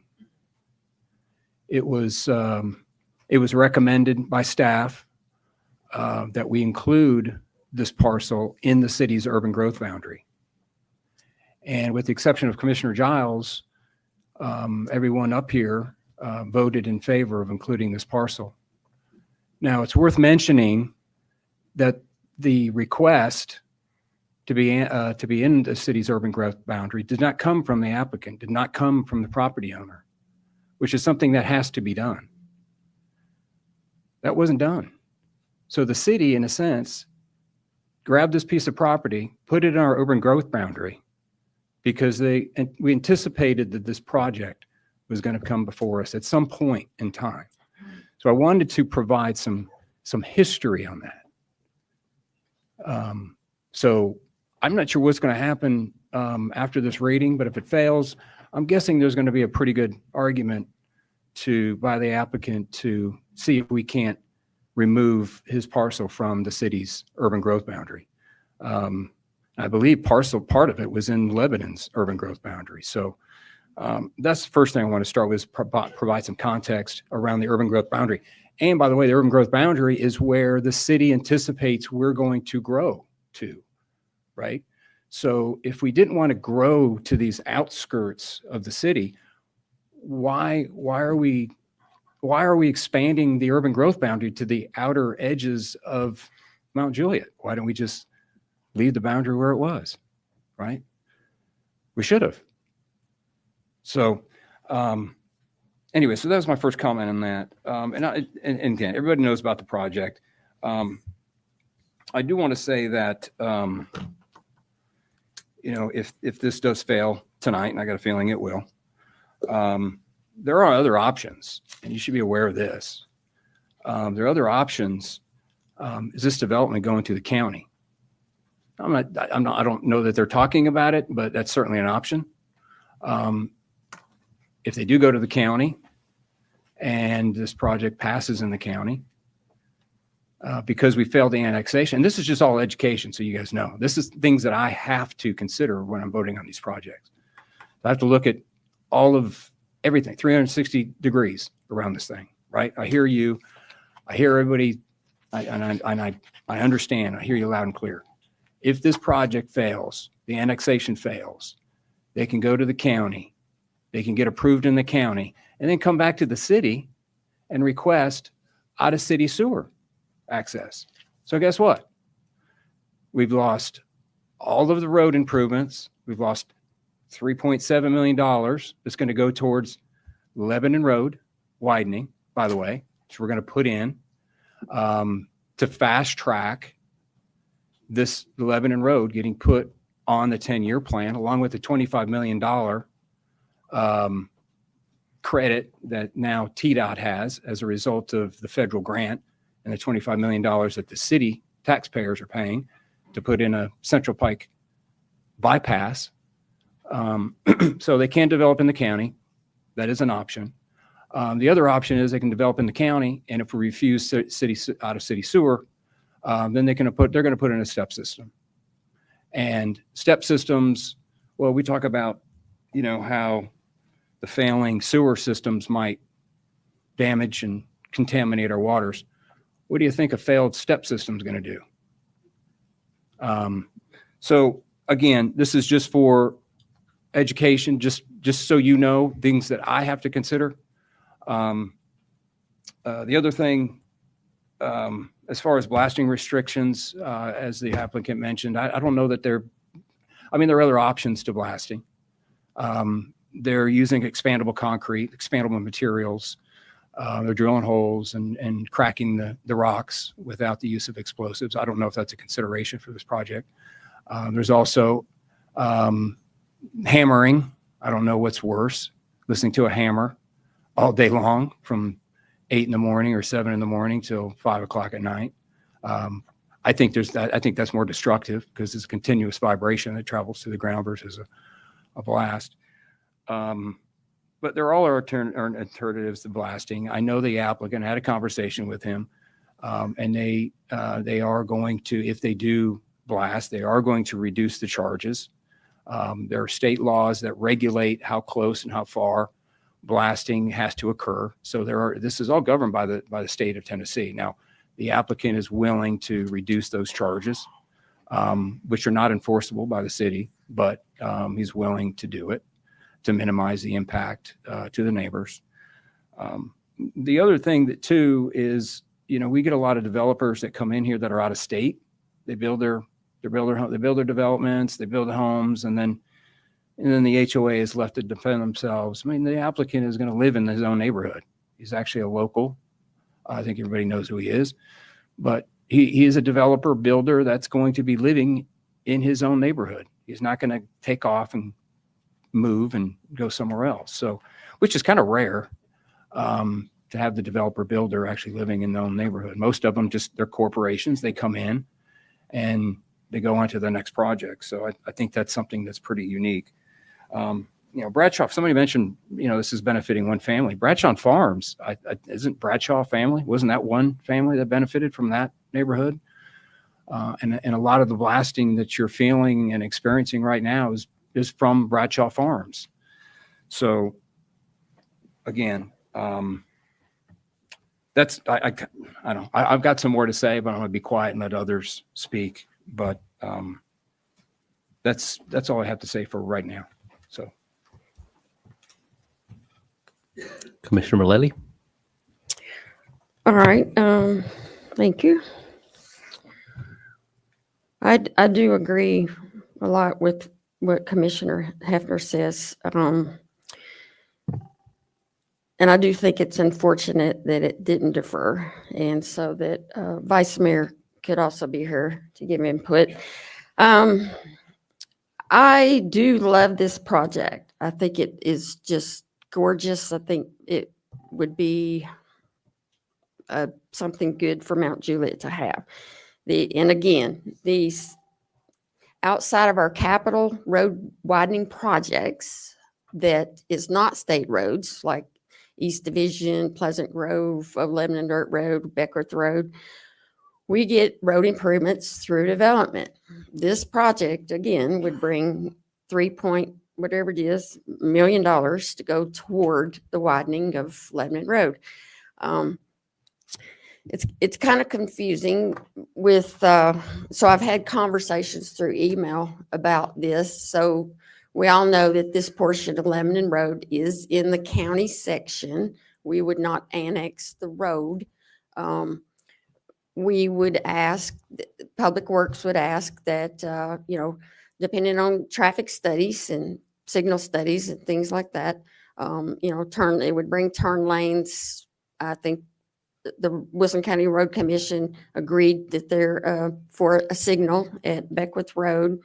When we were approving Bradshaw Farms, they did not approve that signal at the time. We asked for it and they didn't approve it. But so I was pleasantly surprised and glad to hear that they agreed for that signal.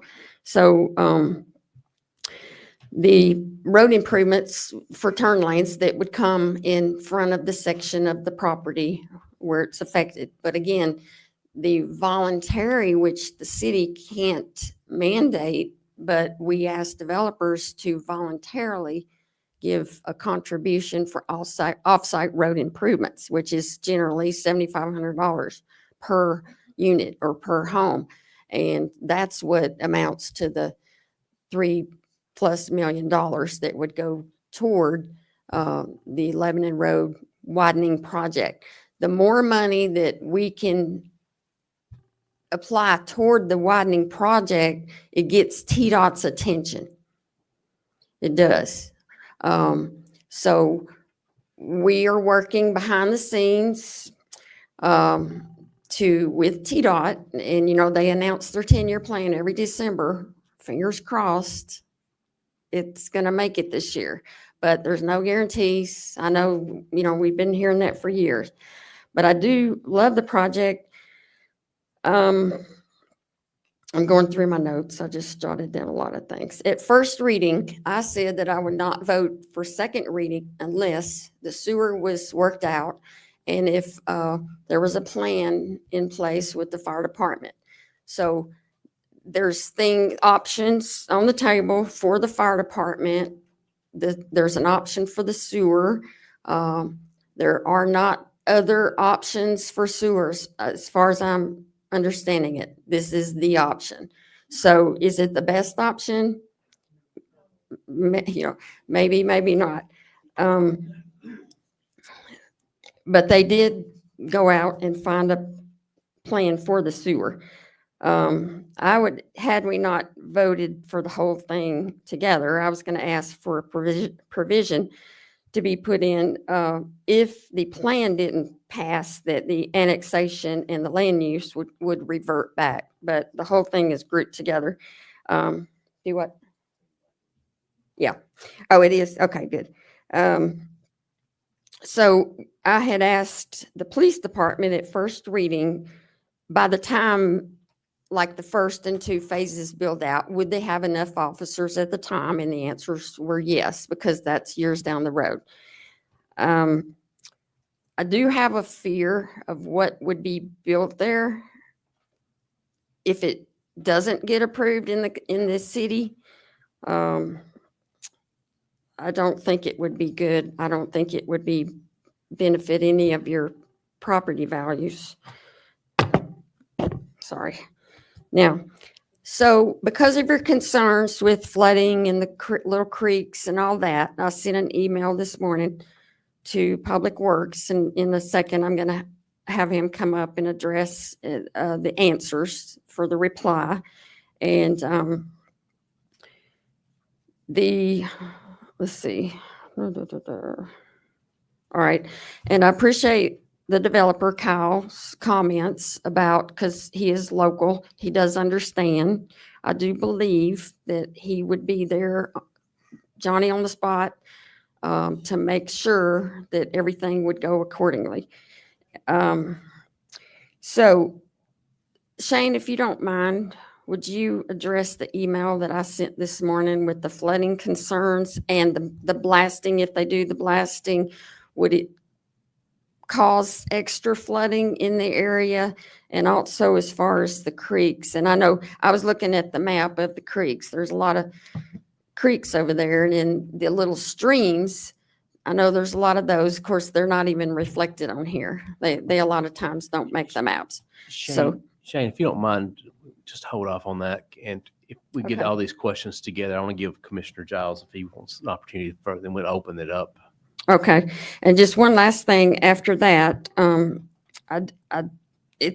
agree with Commissioner Hefter. It's not looking good on the votes. I think it's already been stated that 2 against, which is a fail. So I do think that's unfortunate, but go ahead. Commissioner Giles, you? Well, the $7,500 a unit, you don't get that up front just right now. You wouldn't get the three point something $million. And the widening, as I think has been stated, is only to West Elementary School. That it's not all the way on Lebanon Road. And I don't know, if that will be in our lifetime or not when it goes from the school to past this development and to 109. Hopefully it will. Hope we're all living by then, but who knows? So when the development first came, again, as I said before, I was so excited about it. I think it's a beautiful development. I'd even like, if I could afford to live there, it would be fantastic. It's beautiful. But I really feel right now with the Lebanon Road and with all of this, I didn't think about the sewer part, the blasting and all that from the first part of it. I guess in my mind, I'm thinking, well, they're just going to hook up a sewer to that because they've got the easement, and I wasn't thinking about it. And it's just, I just have to agree with our mayor, and I'm very sorry that I have flip-flopped on this, but I'm also man enough to tell you why, and that's why I did. And so I'm not supportive of it because of that reason. If it's 10 years down the road, maybe we'll have more infrastructure and maybe we will have built out that way. And the reason that I didn't vote on it to further what Commissioner Hefner was talking about, I wasn't in office, so I didn't have a choice to vote yay or nay. So obviously I didn't vote for it or against it. So anyway, that's all my comments, Mayor. Thank you, sir. I do want to touch on a couple items that were brought up, the urban growth boundary.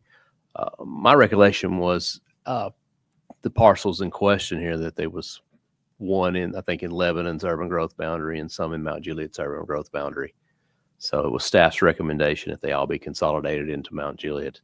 But even if that's the case, having something in the urban growth boundary doesn't require anybody's approval. It requires the approval of the city of Mount Juliet, the city of Watertown, the city of Lebanon, and the county commission to all agree on where those lines are going to be. It doesn't change anything for the property owner other than who has the right to potentially annex upon request by the property owner. And that certainly doesn't obligate me to go out and annex everything in the urban growth boundary. Urban growth boundary is looked at as a long-term plan. We did the urban growth boundary maybe 2 or 3 years ago.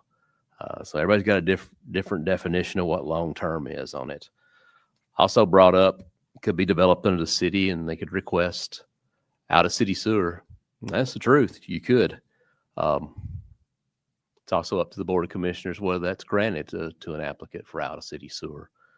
So just because someone makes the request is no obligation of the board to grant it, and especially with the financials around 1.5 miles of sewer line, which has to be depreciated from day one. And that goes to, it goes directly to the utility. And that's an obligation that the customers of the sewer department will have to be obligated. And it's measured in tens of thousands of dollars day one over 45-year depreciation on that thing. Lebanon Road widening, I think Commissioner Giles hit the nail on the head with that. The $3.5 million, I think, is what the total of the voluntary obligations add up to. That money is allocated to the existing problem within the city limit, not the new problem that the city would find itself in a way obligated to address. So I said after we went around here, I'd open up the floor for staff here. If there's any questions for these guys, I would ask Todd this. The number 20 minutes, does that have any significance? Yes. So as part of the development process, the development team did submit our MTA, our multimodal transportation assessment. And, credit to their traffic consultant. She did a really good job on it. But one of the concerns is the approach at Lebanon Road where their new roads tying in, it's showing just massively high delays, about 20 minutes per vehicle. Now, is that realistic? Probably not. When you get that high, you start either detouring around, or conversely, people start taking gaps that are less accessible, or they start taking right turns and left turns and looping around. So there's a lot of concern just about getting out on Lebanon Road at that approach, though. And I will say their traffic consultant, I believe, is here tonight. If you have more specific comments you'd like to ask her as well.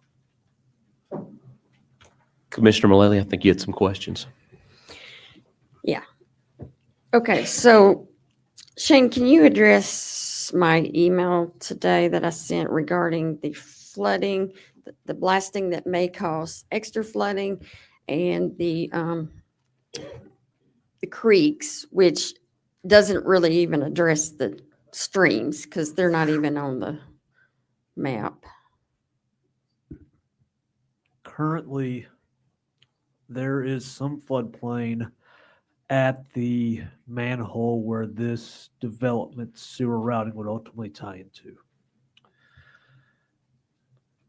The rest of the questioned routing through the Stone Hollow property, Stone Hollow easement as people have been referring it to, has not been studied since 2008. And I want to give Shorty Hunt the credit for this because he is our certified floodplain manager. So a lot of this information came from him.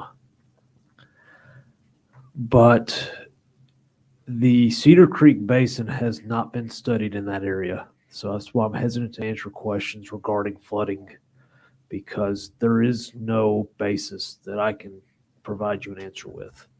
FEMA initiates the study of the watersheds. But what I can tell you is, and I wasn't here in 2008, but that basin, the creek, looks a lot different today than it did in 2008, primarily starting with the construction of Mount Juliet High School and going downstream. So it's unstudied. The flooding impacts are unknown at this time, but it's our obligation to our residents here at the city to get on with FEMA, and they are, from what Shorty has told me, that basin is under review or under studied at this point. To answer your question, is there a correlation between blasting and flooding? I don't feel comfortable answering that question. I'm not a geologist to know what occurs subsurface. But I do want to mention that I've heard from residents here in the city that when blastings occurred near their residence or near their neighborhood, they've noticed changes in the groundwater geology. That's what they tell me. I don't think you can dismiss it, but I don't feel as the expert there again in geology to answer that question in correlation. All right.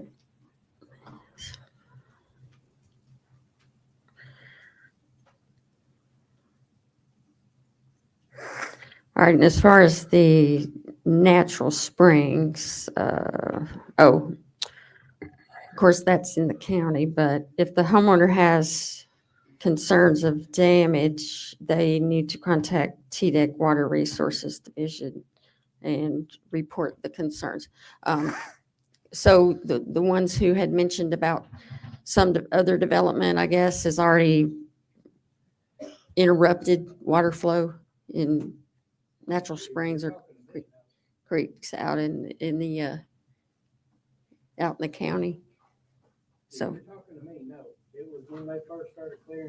Commissioner, sorry. Okay. We can't do that type of engagement. Okay.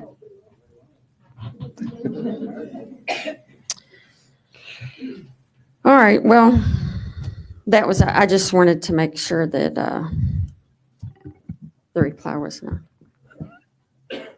I believe what the resident was referring to was the Bradshaw Farms development. That's the nearby development that's blasting right now. Mirabella has not. Yeah, it started wouldn't have been, construction. Mirabelle hasn't broke ground or anything because it would have to be the, oh, I'm,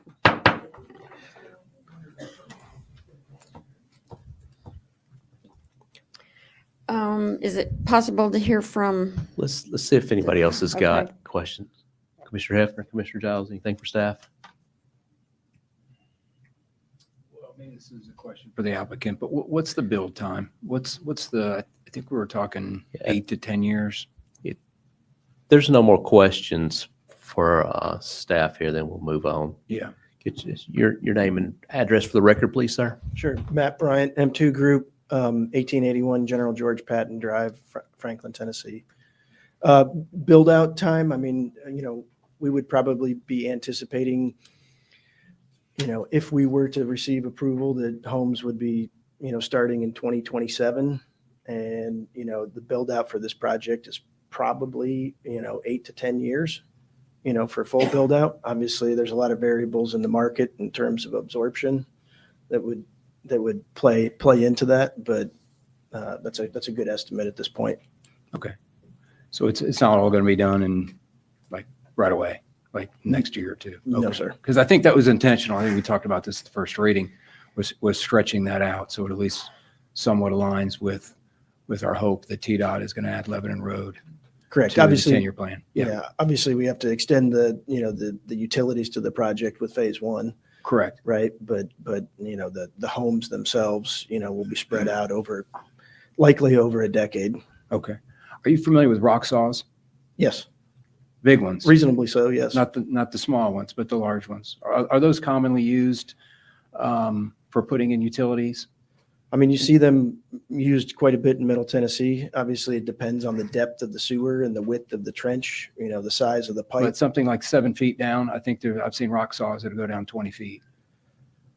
I mean, absolutely, it can be done. And whether that's what the Public Works Department would want for the sewer trench, we'd have to work through that with them. And then, certainly I know I've heard a lot of the concerns about the blasting, and those are valid concerns, but, the contractor, whoever gets selected to put this in, I'm sure there's going to be a lot of discussions about means and methods, given the proximity to homes and things. So I do have a question for staff now that you mentioned it. Tim, Mr. Fulton, do you have a comment on the trenchers that I'm referring to, the large ones? I do believe that East rock saw would be an option for a minimal distance. I mean, your department, you don't have any concerns about rock saws? No, we have sewer lines that have been installed in that method. Okay. Yes. Okay. Yeah, I've seen them. There's a couple of them, and I'm talking about the ones that are about the size of an 18-wheeler. Oh, yes, yes. You know what I'm talking about? Yes. Is it a we've trencher? used What's the technical term for it? So I'm not. It's rock saw. It's rock saw. Okay. So alternative to blasting. Oh, yes. Okay. Is that something that the applicant would be amenable to considering? I absolutely, I would think so. Okay. Like I said, as long as the trench specifications could be, that were required by Public Works could be met with the equipment that the contractor would be using, but that's generally, reasonable to match those two requirements up. Okay. Okay. All right. I don't know if we need to codify that or if it's even worth going through the motions, but I at least wanted to mention that there are other alternatives to blasting besides. Well, there's other alternatives. to Just blasting. a question, sir, for the same theme there, the rock saw. I think I'm calling it. It sounds like I'm saying rock salt. Rocks, yes. But rock saw, can that be done to a depth of 7 feet and still stay inside of a 20-foot wide easement and have anywhere to discharge the soils? Yeah, I mean, typically on those rock saws, the material gets discharged out the back, and you could have a skid loader or something shuttling that material, out of the easement. Certainly going to be, a challenge to put it in, but it's not saying that it couldn't be done. So you'd have to take the dirt that was dug up off site? You'd be taking it to a staging area. Okay. Yes. Which would be offsite. I mean, it may be. I don't know where the staging area would be at this exact moment. Okay. Thank you. Yeah.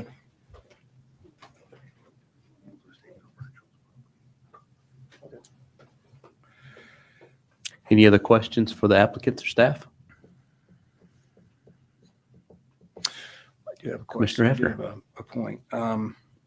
There was a concern about about Mount Juliet Police Department and extending or having them to, I believe, I don't know if we have, I don't know if DC can come up and answer this question, but we do lay the city out in zones, correct? It's not like we're dispatching from the middle of Mount Juliet to go cover calls. Is the city not gridded out in zones where patrol cars are within a close proximity? Yes, sir. So our whole community is divided into different zones, but it's based off a population density and call for service density. One neighborhood out from a distance wouldn't be its own zone. So you would pull from the zone off of Golden Bear Gateway. Okay. And I believe the applicant is using, I believe, and maybe Kyle, you can confirm this, armed guards at your gates. And there was a mention of, because there was a concern about nuisance calls. And I talked to Police Chief Mullins about this. Sure. And I believe our nuisance call rates are 80-85%. Is that sound about right? They're higher. And if it is a gated community, it would be less of an impact on our police resources. Most of our gated communities have very low call volume. Okay. And if they were amenable to covering those nuisance calls using their own security guards, is that something that would be an option for them to do, or is it always best to dog barking calls and things of that nature? Yeah, that would have to be something we look at, but it would be new for us, but I think we can navigate that. Okay. All right. Okay. All right. Thank you. Thank you. Deputy Chief, question for you. You said pull somebody from an existing zone, correct? Does that means they would not be in the current city limits? They would be there outside of what we currently define it as urban growth boundary? Sure. What we would have to do is we would take this new neighborhood and pull it into one of our existing zones, which that zone out that way is considered Zone 1. It covers Golden Bear Gateway on the north side, a little bit of central Mount Juliet. It's staffed with one police officer. So if there was a call for service out in this neighborhood, that officer would be dispatched to drive out that way. That's, of course, if that officer isn't busy on another call. If that officer is busy on another call, then we're going to pull officers from other zones to get out that way. The zone structure for our community allows for officers to be evenly spread out on the initial aspect of things throughout our whole community. So not everyone's on the north side, not everyone is on the south side. There's equal distribution of patrols throughout the whole city. I mean, just speculating, how do you think that officer would get there? Down Lebanon Road, maybe, Division Street? They would take the quickest route, whatever that may be. Okay. And they would assumingly take the same route back? Absolutely. Okay. Thank you. Yes, sir. Commissioner Mullally? Quick question. When we had talked about this before with Chief Mullins, since this would not obviously be built overnight, on average, I think y'all hire a certain number of officers every year. So he said if that plan is still in place, what you're talking about, it wouldn't be according to the same amount of officers you have right now. Because if the trend of you hiring so many each year, and as a few years from now, once even phase 1 bills, you would have have additional resources on staff at that time. Yeah, I mean, I can't guarantee what we'll have in the future. Ultimately, that's up to the board to provide police officers. But any request that we bring to you is an evaluation of our calls for service. How tasked are our officers? Has calls increased? Have crimes increased? Do we have a need to add more officers, or do we have a need to bypass that request for whatever budget year that comes up? So it's more than just 5, 10 years go by, and every year we say we get 4 to 6. It's truly an evaluation of where do we stand as a city, how safe is our city, and how effective we are trying to be as efficient as we can using the resources that we have. Okay, thank you. All right, thank you. You have questions or comments? Commissioner Hefner. One final comment, and I want to talk about the congestion.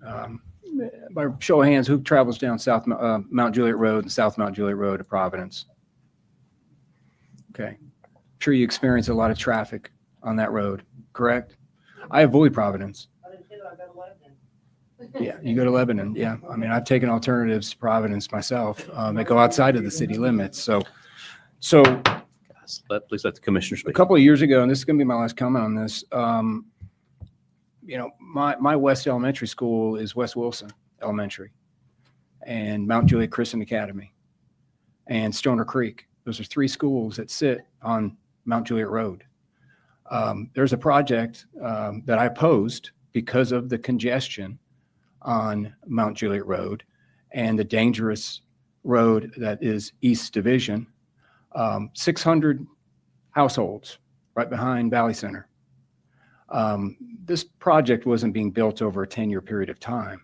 It was getting built out in 3 to 4 years, which is extremely excessive amount of time. I oppose that, and I find it head scratching that that individuals on this board that voted for that project that I opposed, that are opposing now a project that's going to be built out over a period of 10-year period of time, that's going to be contributing significant as this project did to the infrastructure that's much needed infrastructure that's needed on Lebanon Road. So again, scratching my head on that one, but that project passed. It's currently blasting. I can feel it all the way down at my house right behind City Hall. So just a little bit of a head scratcher to me. I don't know if it's hypocritical or what, but I find that extremely interesting. Not to mention Providence Central, which is an apartment complex that you have to travel down South Mount Juliet Road, one that I also opposed because of the congestion and traffic on that road and the congestion and traffic on Central Pike. And that was approved before the Central Pike interchange was put on the 10-year plan. So again, a project I opposed, but others thought it was fit to approve. So that's my last comment on this project. I'm sure we're going to be calling for a vote here momentarily. Commissioner Giles. Yeah, I'm actually glad you brought that up about the valley, behind the Valley Center, because now I know where I'm feeling the blast at my office, because I've been wondering where is these blasts coming from all the way at my office, and that's exactly where it's coming from. And I didn't get to vote against that because I would have voted against it because I wasn't in office when it first came. So anyway, thank you. Okay, back on Mirabella. Any other questions or comments? I'm sorry. Let me get you your name and address, please. Yes, sir. Emily Lamb. I'm with Winstead Law Firm in Nashville at 1221 Broadway. We have a clear point of clarification on one of the questions that you asked that we would like to answer if we could. Yes, please.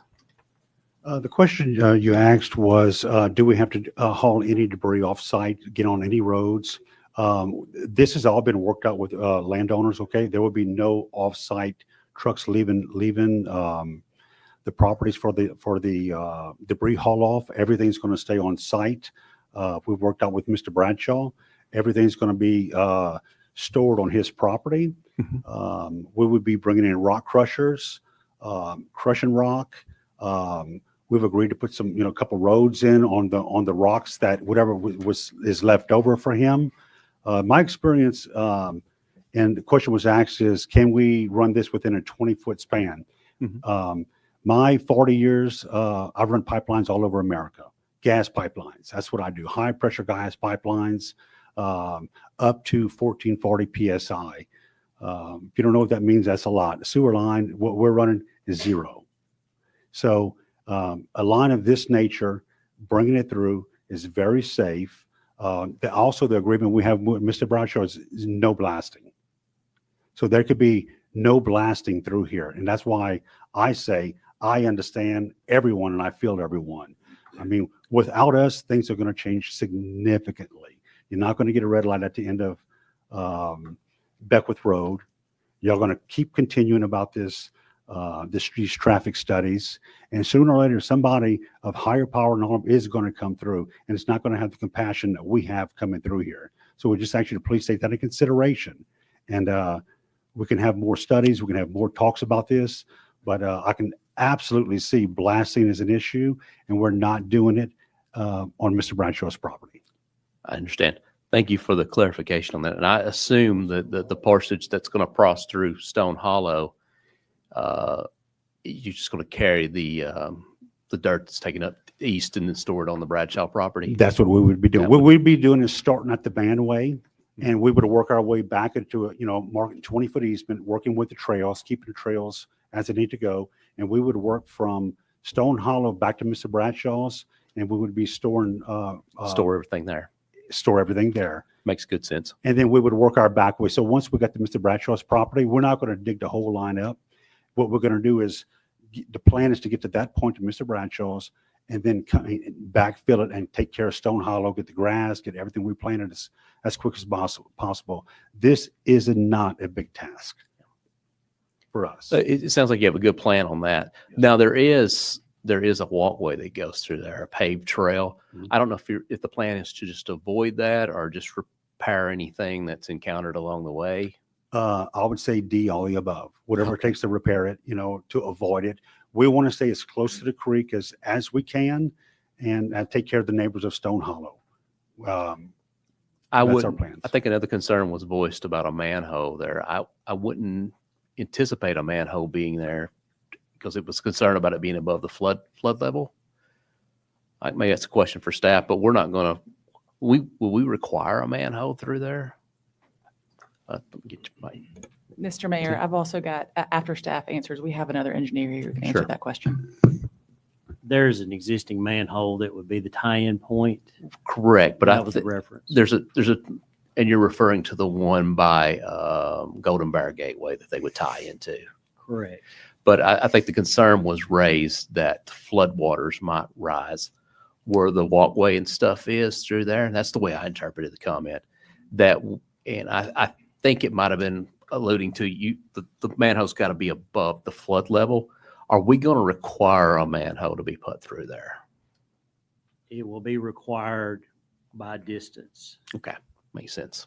And we haven't seen the final plans yet, the approved TDEC plans.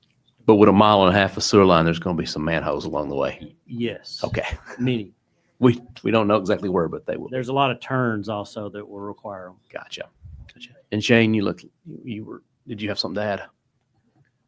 TDEC requires them at every 350 feet or so. Okay. So probably similar to like a house, a clean out almost, if nothing else. Yes, sir. Thank you. Yes, sir.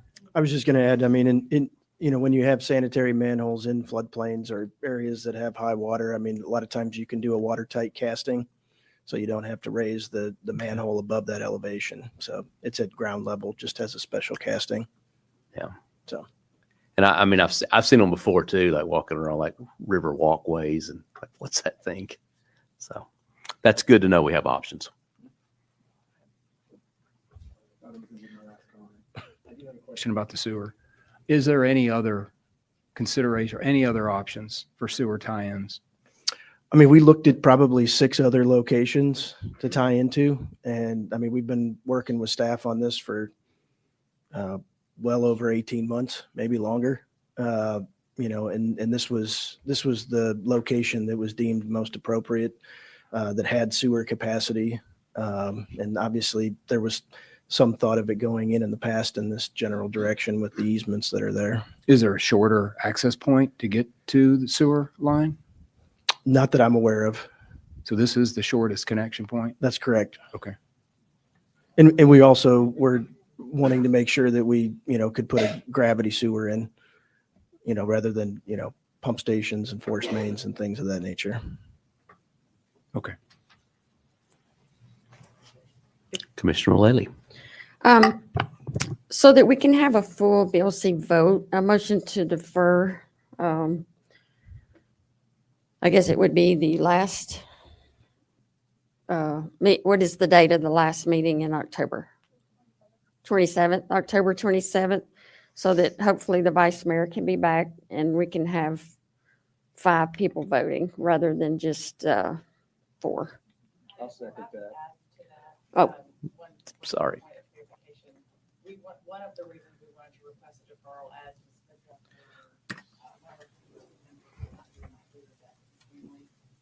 additionally, we would, because this is a 5-month or 5-week month plus the 13th of the holiday, which is October 27th, which is more than a month. And we would be willing to sit down and have a community meeting so we can work out some of the concerns. Some of these concerns, I think, are based on misinformation and misunderstanding. And we would be willing to have a neighborhood community meeting in the meantime. But maybe we can't, but we would certainly be willing to sit down and try to. Any questions or comments on the advisement of deferral? We have a motion on the table. It's been properly seconded. All right. All in favor of deferment for one meeting, please signify by saying aye. Any opposed? Nay. The motion fails. So we're back on the 5 items as presented. Any other questions or comments? All right. All in favor of the 5 items, please signify by saying aye. Any opposed? Nay. That does not secure a majority, so this is these 5 items then do fail for a lack of majority on these.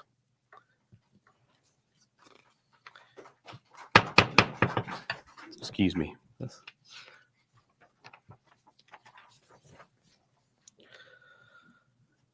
I would at this point it is now 8:16, so I'm going to request a 5 to 10 minute, we'll just say a 10-minute recess to give everybody an opportunity to move around. And is there any objections? Hearing none, we will go into recess for 10 minutes.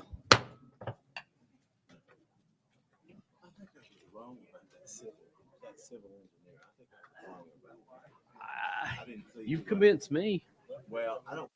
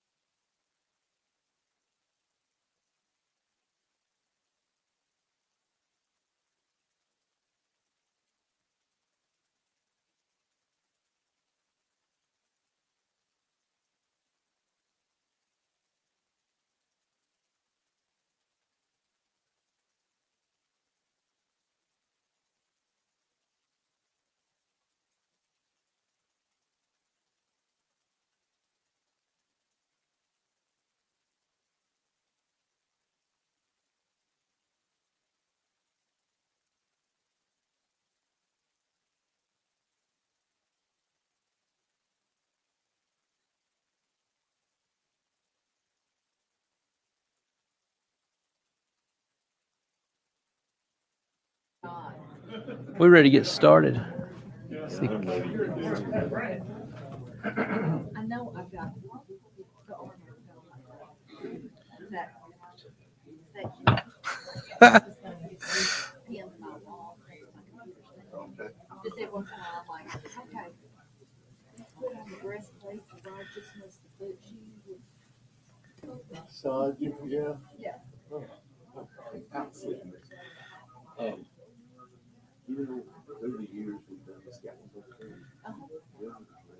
You are?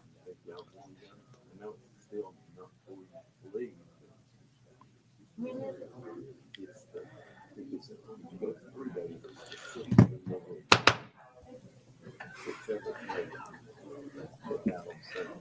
Good evening. I'll call the meeting back to order. Our next item is 11A, an ordinance to approve a lease agreement with the Mount Juliet West Wilson County Senior Citizens Service Center for the Mount Juliet Senior Activity Center. Have a motion? And a second. 11A is on the table. Anybody like the floor? Hey, City manager, a question for him. well, Oh, wait, go ahead. If you got something different. While he's coming on your all's motion, it's to accept the red line addition, correct? yep. Well, you Correction. want to make that motion? Okay. On that part, Mhm. yeah. Well, Then I'll second the motion to accept the red line addition. Any questions or comments? All right. All in favor, signify by saying aye. Oh, that was just the minute? Oh. Yeah, aye. Any opposed? All right, we've accepted the red lined addition as the item for consideration. And if you're wondering what we're talking about, there were some changes made between first and second reading. And the Board of Commissioners has been made aware of those changes. That is the copy that is on the floor for discussion right now. And Commissioner Hefner, I think you had some questions for our city manager. I'm good. Sorry you had to run back here for nothing, but No, that's okay. I'm sorry about that, but I got caught up with this young man giving him a challenge coin. He's sat here since 6:30. Well, good job. Commissioner Mullally, did you have questions? Yeah, so I know initially there were plans that when Rocky was here, the plans included, because the Parks was gonna use part of the building, and there was a larger ballroom area, and which now has, there's not really a large area on this one. I wonder what I did with it. It's here somewhere. So that was concerning, but then the city is recommending that the senior citizen center convert all utilities over in their name, which I was concerned because the city currently pays like annually 48, almost 49,000 annually, but it's open 24/7. So, any idea how much it would be if it's not open 24/7? If it's only open like whatever the hours are, 7 to 3 or whatever? Any idea? Yeah. Is this a question for Mr. Martin? Anybody who has an answer? Yeah, yes, ma'am. Kenny? I checked, looking at the utility bills, and you're spot on with that number. And the fact they've got all that records equipment, dispatch equipment, multiple monitors, all the other different things.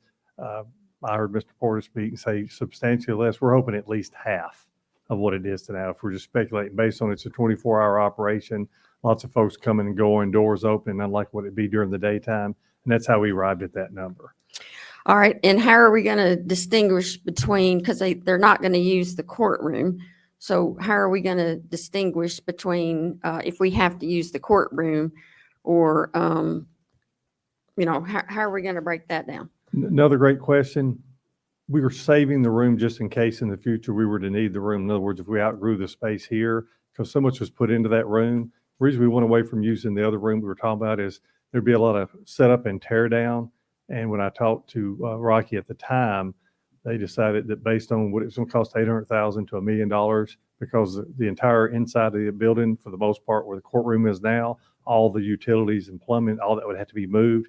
We just felt like a big expense for just the use of that room for a couple of times a year.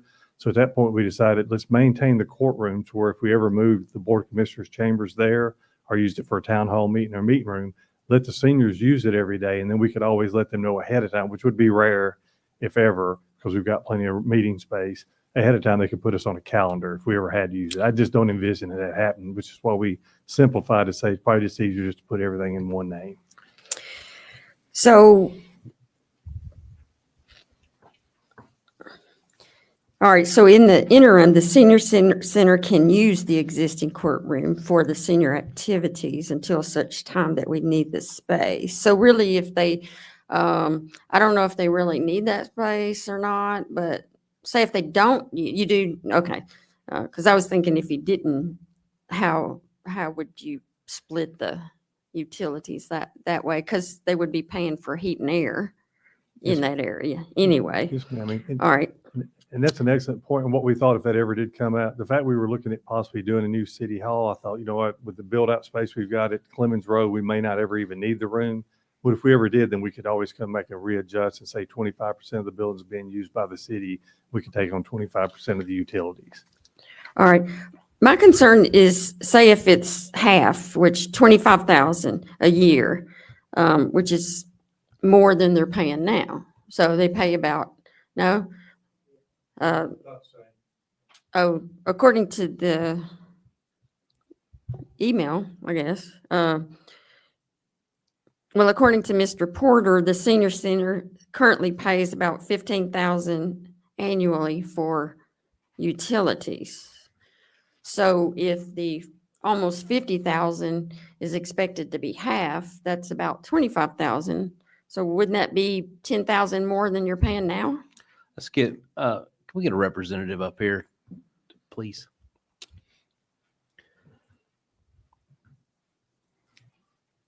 Name and address, please.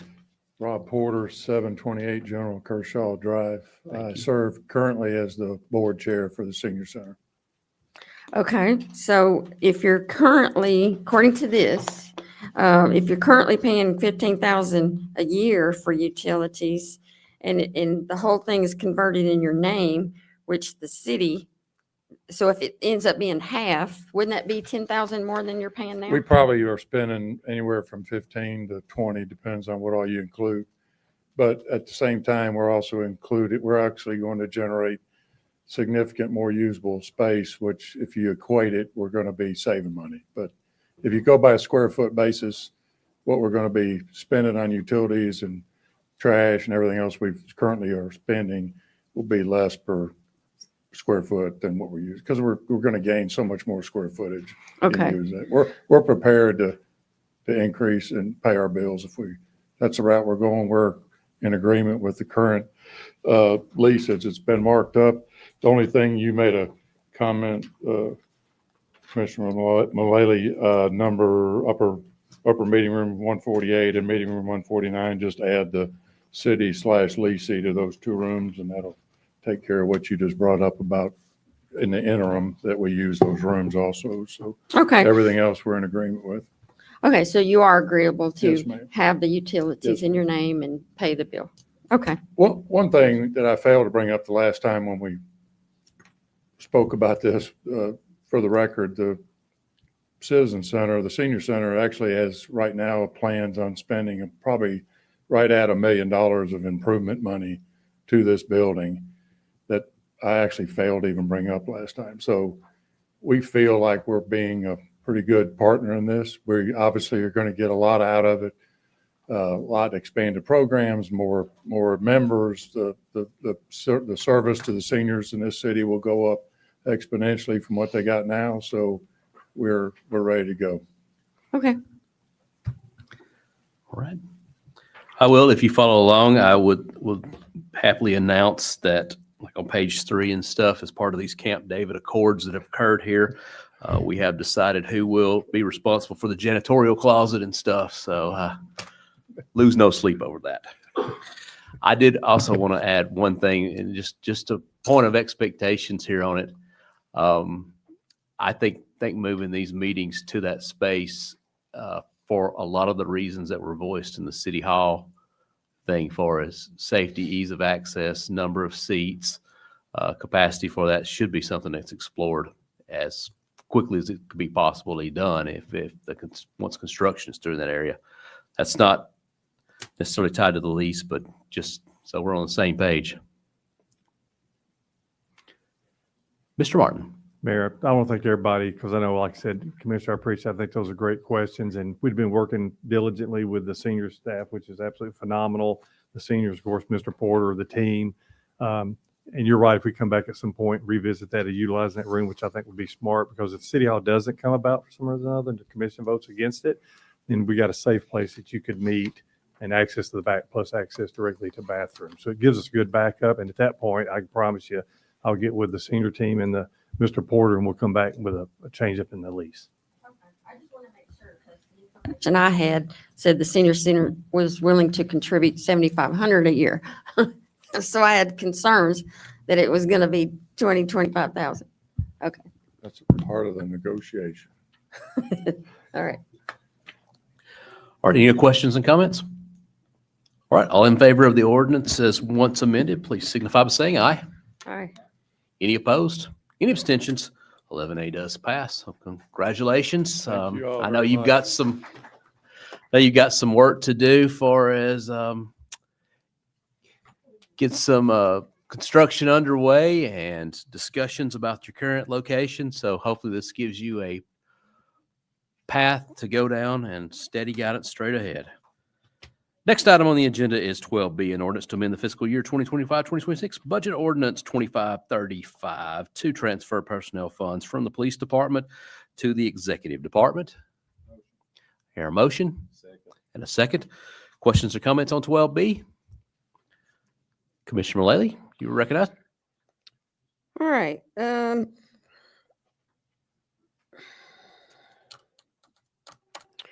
So the public may not know, this has to do with so Miss Sheila turned in her notice. So she's she's city recorder and also deputy city manager. So she's leaving the 1st of December. And so part of this is redefining the job duties of the deputy city manager into a separate position. And then the city recorder, that would be something else. So, so that rate has been, and what they do is they take the cities around Middle Tennessee and compare city employees such as deputy city manager and city manager. So, and that's where they get the rates from. The deputy city manager is in this ordinance is set at $82 an hour, which equals about $170,000 a year. And then the other part of this is simultaneously, the city manager's position actually is under the average of Middle Tennessee of 29%. So the idea is to increase his salary by 9%, which equates to $95 an hour, which equals $16,000 increase. Now, the $11,000, I didn't understand, this was confusing to me at first, so I want to make sure that you understand. The $11,000 that's proposed to go to the city manager's salary increase is only a partial year from December to June. And July 1, the $95 would still be in effect, and for a full year, it equals to be $16,000. So this is Three things. I don't like really that the two positions are in one ordinance, so I have a legal question. Since it is in one, is there any way to vote on these two positions individually? Commissioner, I think the proper motion would be to divide, but I'll defer to legal. That's correct. It can be divided into two ordinances if you make a motion to do that. I mean, here on the table as it's written. Yep. Oh, it is? Yep. Okay. Well, I don't know. Feedback. I personally would like to vote on them separately rather than in one. So to make sure the public clearly understands that this is not additional budget money. This is a transfer of funds from one department to the other, basically. So it's, what is it, 69,000? 58 would go to the deputy city position, and the 11,000, the rest of it, 11,000 to city manager. Okay, so how do I do that? How do I go about Make a motion to divide the question. divide the question? For each Okay, position to be considered separately. I make a motion to divide the question so that the two positions can be considered separately. Is there a second? Commissioner, I'm not hearing a second on the Okay, motion so to that divide the fails. question. I'll just lay it on the table here. I think because we need a full-time deputy position, and it should take effect as soon as Sheila leaves. Totally agree with that. I don't have a problem with the rate. And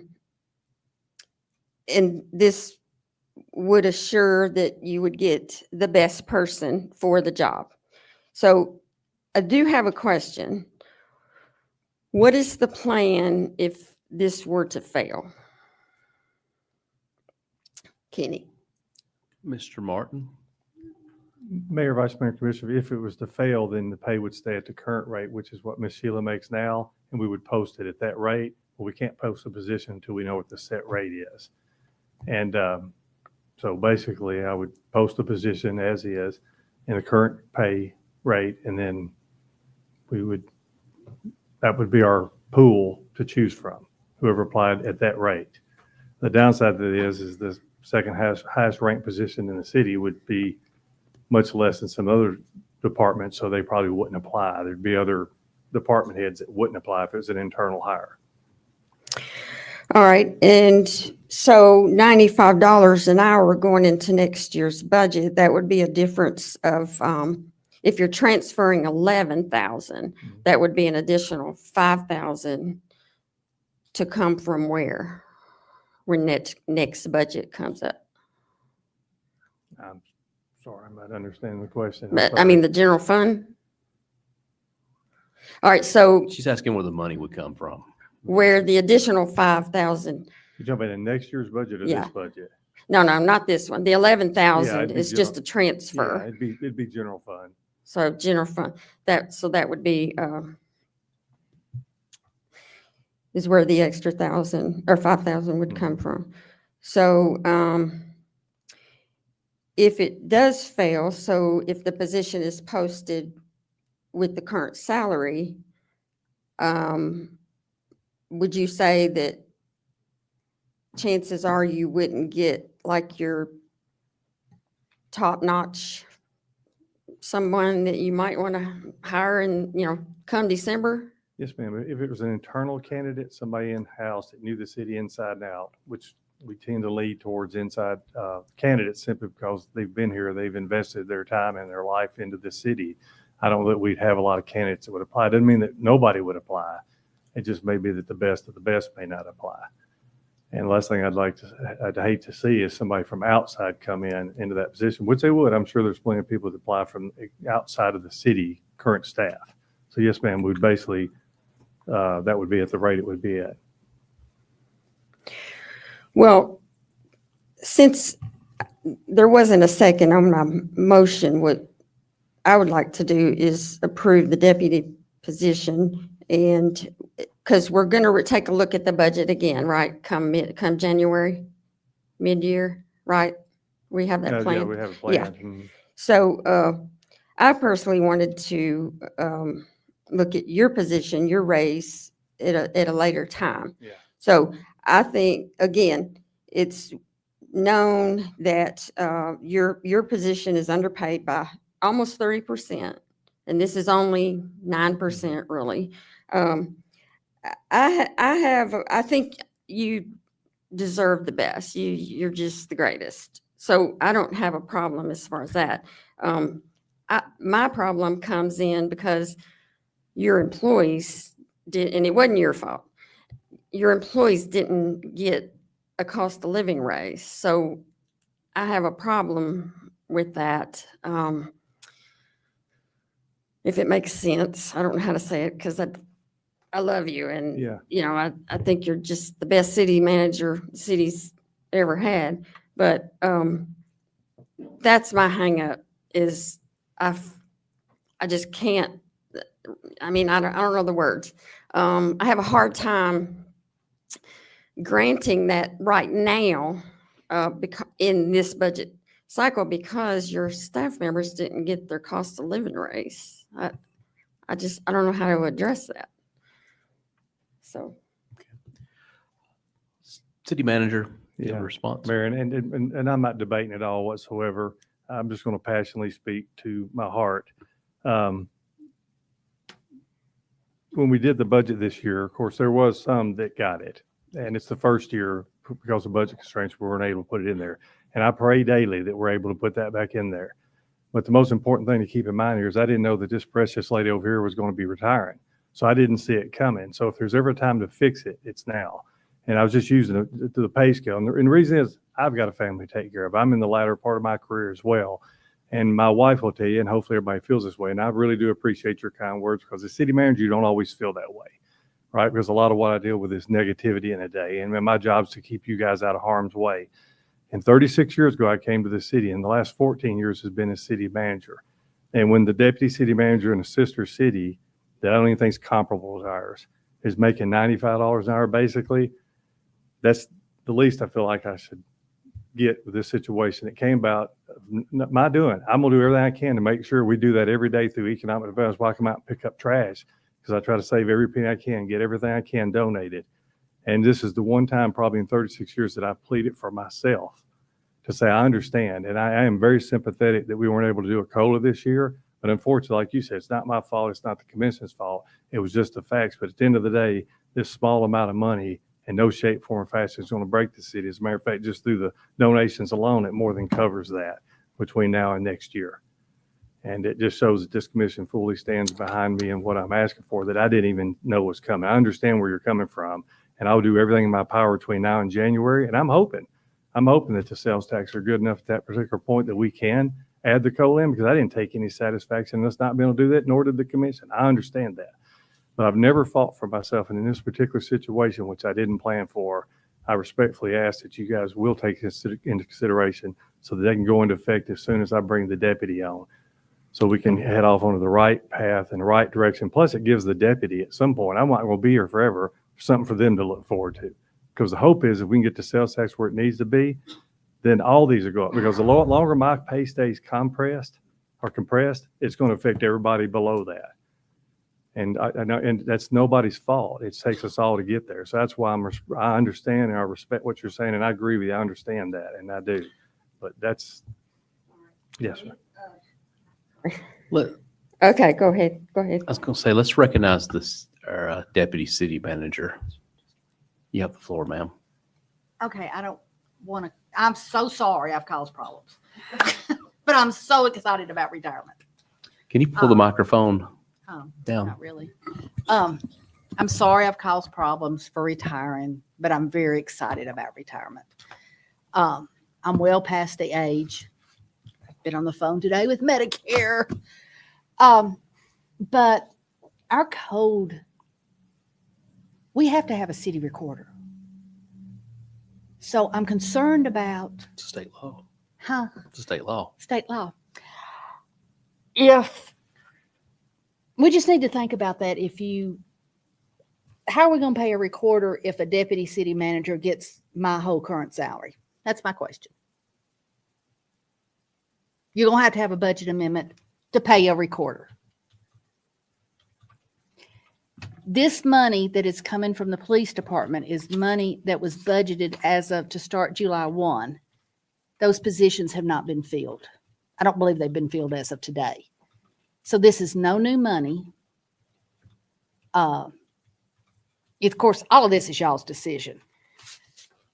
Your little chart, it gives you the comparables. I am not a good speaker, and I apologize. But just remember, when you separate these two positions, you have two salaries. And because I am leaving and I've had a long tenure here, per the personnel manual, and it happens to everybody that has gone before me, I get paid out vacation. So there's vacation pay due me. I do not know that amount. I'm just looking at the salary comparisons here. If deputy city manager, and we took 2, 4, 6, 8 cities around us and just looked at the average deputy city manager makes. On average, a deputy city manager is making almost $28,000 more a year than our current city manager. Correct. So to me, this is a question about succession. What are we gonna do in terms of long-term leadership? It's a budget ordinance tonight, but it's a question about where we're going. Who's going to lead the city in these very important leadership positions, and being able to attract the best? Some of this thing is these cities are. Well, I agree. I don't think they hold a candle to what we've got going here. Commissioner Hefner, you were asking for the floor. Yes, thank you. I guess the thing, it's a net negative. It's not negative. It's a zero impact on the current budget, correct? So it's not going to affect the budget, right? We're just moving funds that were not used in the first half of the year to the new position. The difference in is $11,000. Is that what we're talking about? I tell you what, if we don't have the money in the general fund, I'll cover that $11,000. Redirect my money that I get paid by the city as a stipend and give it to this man right here. That'll cover the money. That's how much I believe in that man right there. That's how much I believe in that man back there. That's how much I believe in that man right there. Because everybody's going to be elevated as a result of that position. Many officers in PD are going to get elevated. And many of them are well deserving of that position that they're hopefully going to move into. So it's not just a question of one position moving. It's a question of elevating everybody underneath them. So again, if we don't have the money, I'll cover it. You take it out of my sniping, which is about 15 cents an hour, but I think it equates to about 11 grand. And I'm on record of saying that, and I mean it. That's how much I believe in you. And you've done a tremendous amount for this city, not to mention all the fundraising you've done. I don't know how much money have you raised just through your efforts. $500,000. So there you go. That's all I got to say. Any other questions? Just one more. Commissioner Mullally. Just one more quick thing. How would this work as far as, because you're topped out? So how would this work out as far as a top out? Like, would this all go to you immediately? Would it be a phase top out thing? How would that work out? Yes, ma'am. Maybe go to the next top out level. That would be the new top out number. Instead of it being the 8720, it'd be 95, and what that number totals in a year. So yeah, it would be immediately, but you don't get like a check on the front end for $11,000. You've got to be here to earn it. So it would be over a period of time. Same as any other employee, same situation. So no, I wouldn't get $11,000 bump day one. It would start when we bring the new deputy city manager on board. That's when it would start. Go into effect at the same time that person comes in and transfers over. If it's an internal candidate, I'd like to do that sooner than later so they can get some knowledge from Ms. Sheila as well, and that we can start making the transition sooner. All right, and if the deputy city position starts out at 170, how would that top out position work? Like, if it starts there, is there a top out pay? Is that already written? Yes, ma'am. I don't have that sheet in front of me. Miss Dana may be next door and she can bring it over. The reason mine would go to immediate top out is because it's such a small amount and that I've already been doing the job for 14 years. The reason that deputy would start out at the start of the top out, which is higher than what Miss Sheila's making, who's been in that job for a long time, they would start actually more than what Sheila is. And that's what you're voting on tonight, is to make that pay higher, and their top out would be 182. Okay. I think you deserve it. My biggest hangup is the cost of living raises that your staff didn't get. But I'm going to vote for it because I do think you deserve it. And I want you to hire the best person for the deputy city manager position. The best person. Can I say this to the commission? Thank you, first and foremost. And I can tell you this, nobody will work any harder than me and staff as we have since you all passed the budget. We know that y'all didn't enjoy having to go through what we went through this year. But you know what? Every American on this planet has to do the same thing. Sometimes we have to change the way we do things, but the end goal is the same, is to get that COLA. Y'all asked for us to come back for review in January. My hope is those numbers are great and y'all can do everything that you wanted to do back in June. So I commit to you that. I promise you I'll give even more effort, because we are blessed with some wonderful people and we're blessed with a wonderful city. And I'm very thankful for that. Any other comments? Ready to vote? All in favor, please signify by saying aye. Aye. Any opposed? Any abstentions? Thank Does you all. pass on first reading.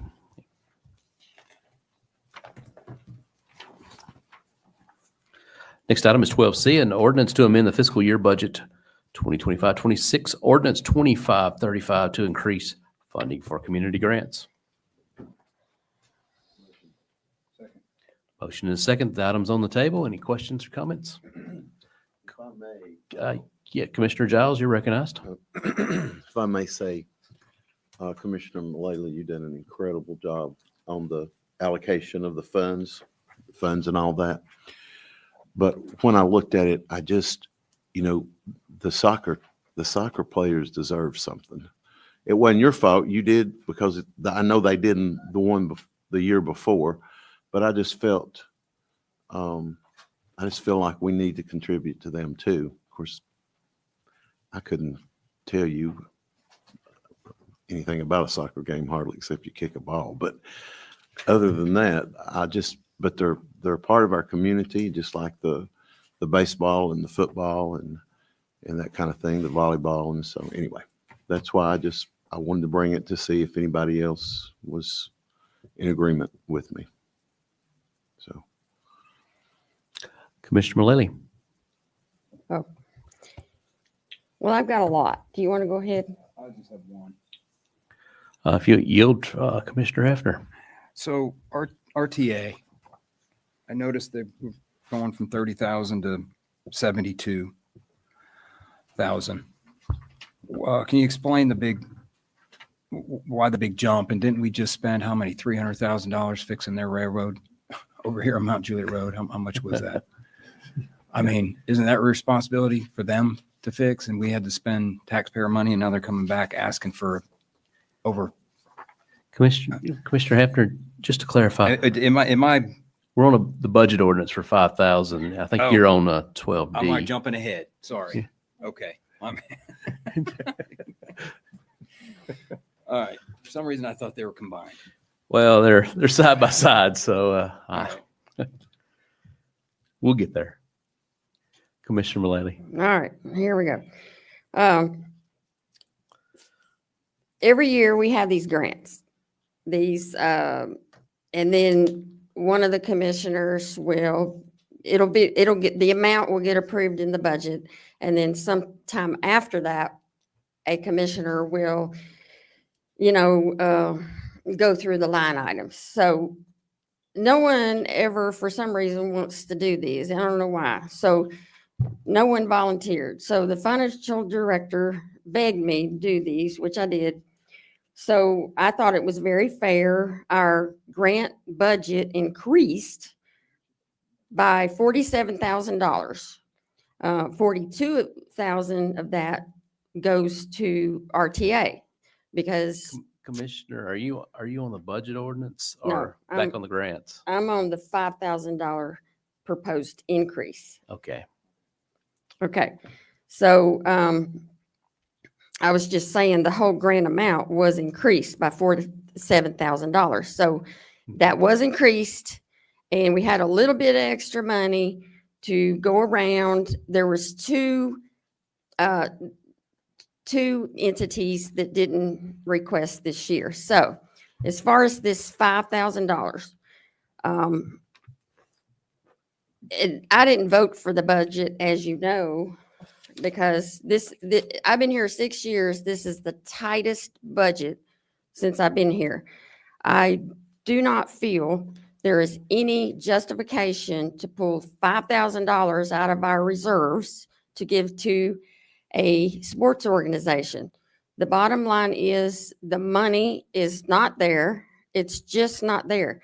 They asked for $46,000, and this is based on participants.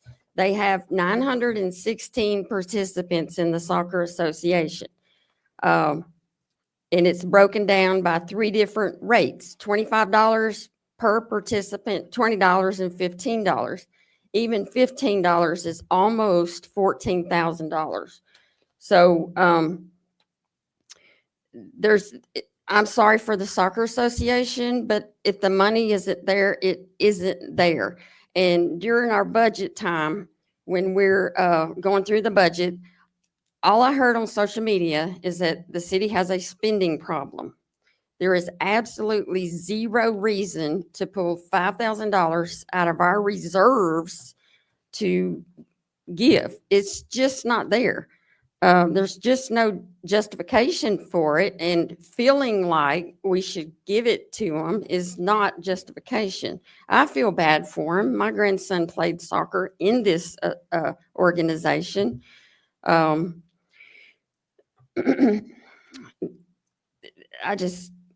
I can't justify it. That we're supposed to be fiscally responsible, and this is not being fiscally responsible. Back in the budget, we had a good plan, and there was a proposed property tax rate. It got dropped 3 times, but yet salaries increased. So, now is not the time for that. Next year's budget is the time to address the increase in the grants, and that comes again from our financial director of what she thinks we can afford. It comes in her proposals, and then you look through it and you approve it. We're 3 months into this budget cycle. 3 months. We just approved the budget. It's not an emergency, and there's just no reason for it. Again, feeling is not justification. I'm sorry. Commissioner, it's just not. Commissioner, you make some good points there.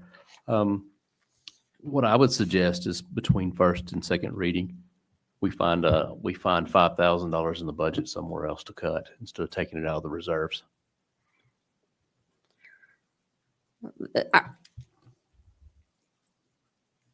Can I reply? Sure. Okay. Again, all of this should have been worked out at budget time. We cut. How much did we cut? $6 million? I mean, can we literally find more to cut? I mean, come on. The budget's done. We're 3 months in. It's already passed. Let's address it next year. Point well taken. Any other questions or comments on this ordinance? All right. All in favor of 12C, please signify by saying aye. Aye. Any opposed? Okay, and the ordinance fails. 12D, which is a resolution approving grants by the city of Mount Juliet as previously budgeted in the 2025-2026 budget ordinance. Ordinance 2535. Motion. I heard a motion. Is there a second? The grants resolution then fails for lack of second. The next item on the agenda is 12F, which is a resolution to honor the life and legacy of Charles James Kirk, also known as Charlie. I heard a motion and a second. The resolution on the table, I start off and say, I got a question about co-sponsoring, and I think the vice mayor wanted to co-sponsor as well. If I've got something on the agenda, don't need to ask me. If you want to co-sponsor. So I'll just throw that out there. I think it's a good resolution. I also want to give Robert G. Ort, New York State Senator, and he's also the minority leader there, being the New York State House. It may never see the light of day, but I credit him with all the inspiration for this and the 99% of the wording as well. So I wanted to throw it out there, and I think it's just an appropriate thing for this city to do based on the number of lives that are touched and impacted by his life and legacy. Any other comments before we vote? Well, all in favor, please signify by saying aye. Any opposed? That does pass. I also want to take, with that resolution, I want to point out we have a gentleman here in the audience, Mr. Tyson Beavers.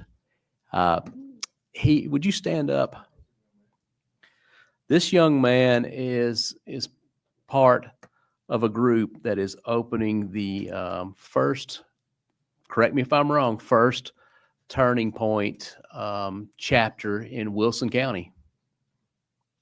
So I just wanted to publicly thank you for your efforts in the organization.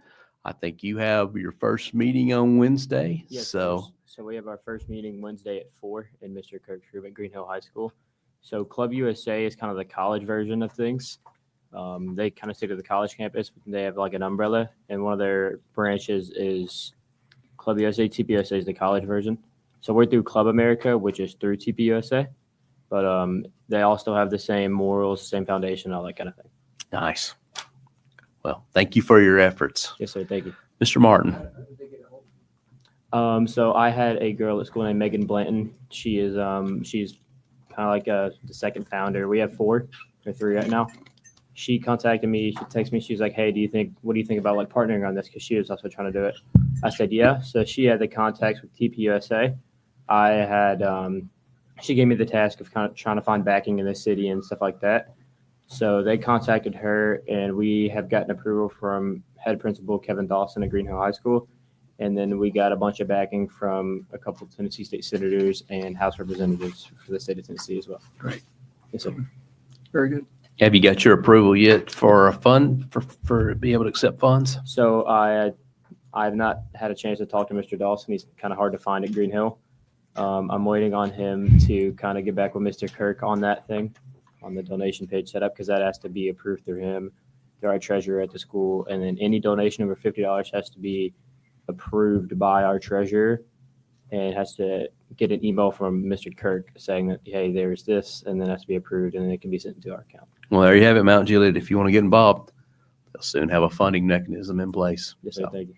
Mr. Martin. Mayor, I gave him a challenge coin because he'd sat here patiently since 6:30. We introduced each other and got to know each other. I come to find out this young man is not only a wonderful human being and a great young man and future of this country, he's got great parents. So on behalf of this elected body and staff, thank you. He's also one of our cadets, and I was talking to him about what he envisioned doing in the future, and he's got a long time before he decides that ultimately. But he's the future of the city because he talked about possibly wanting to join our police force at some point. And that's why you guys serve right there. So thank you. Kudos to you, young man. Yes, well sir. done. All right. Any other business before the city? Hearing none and without objection, we are adjourned.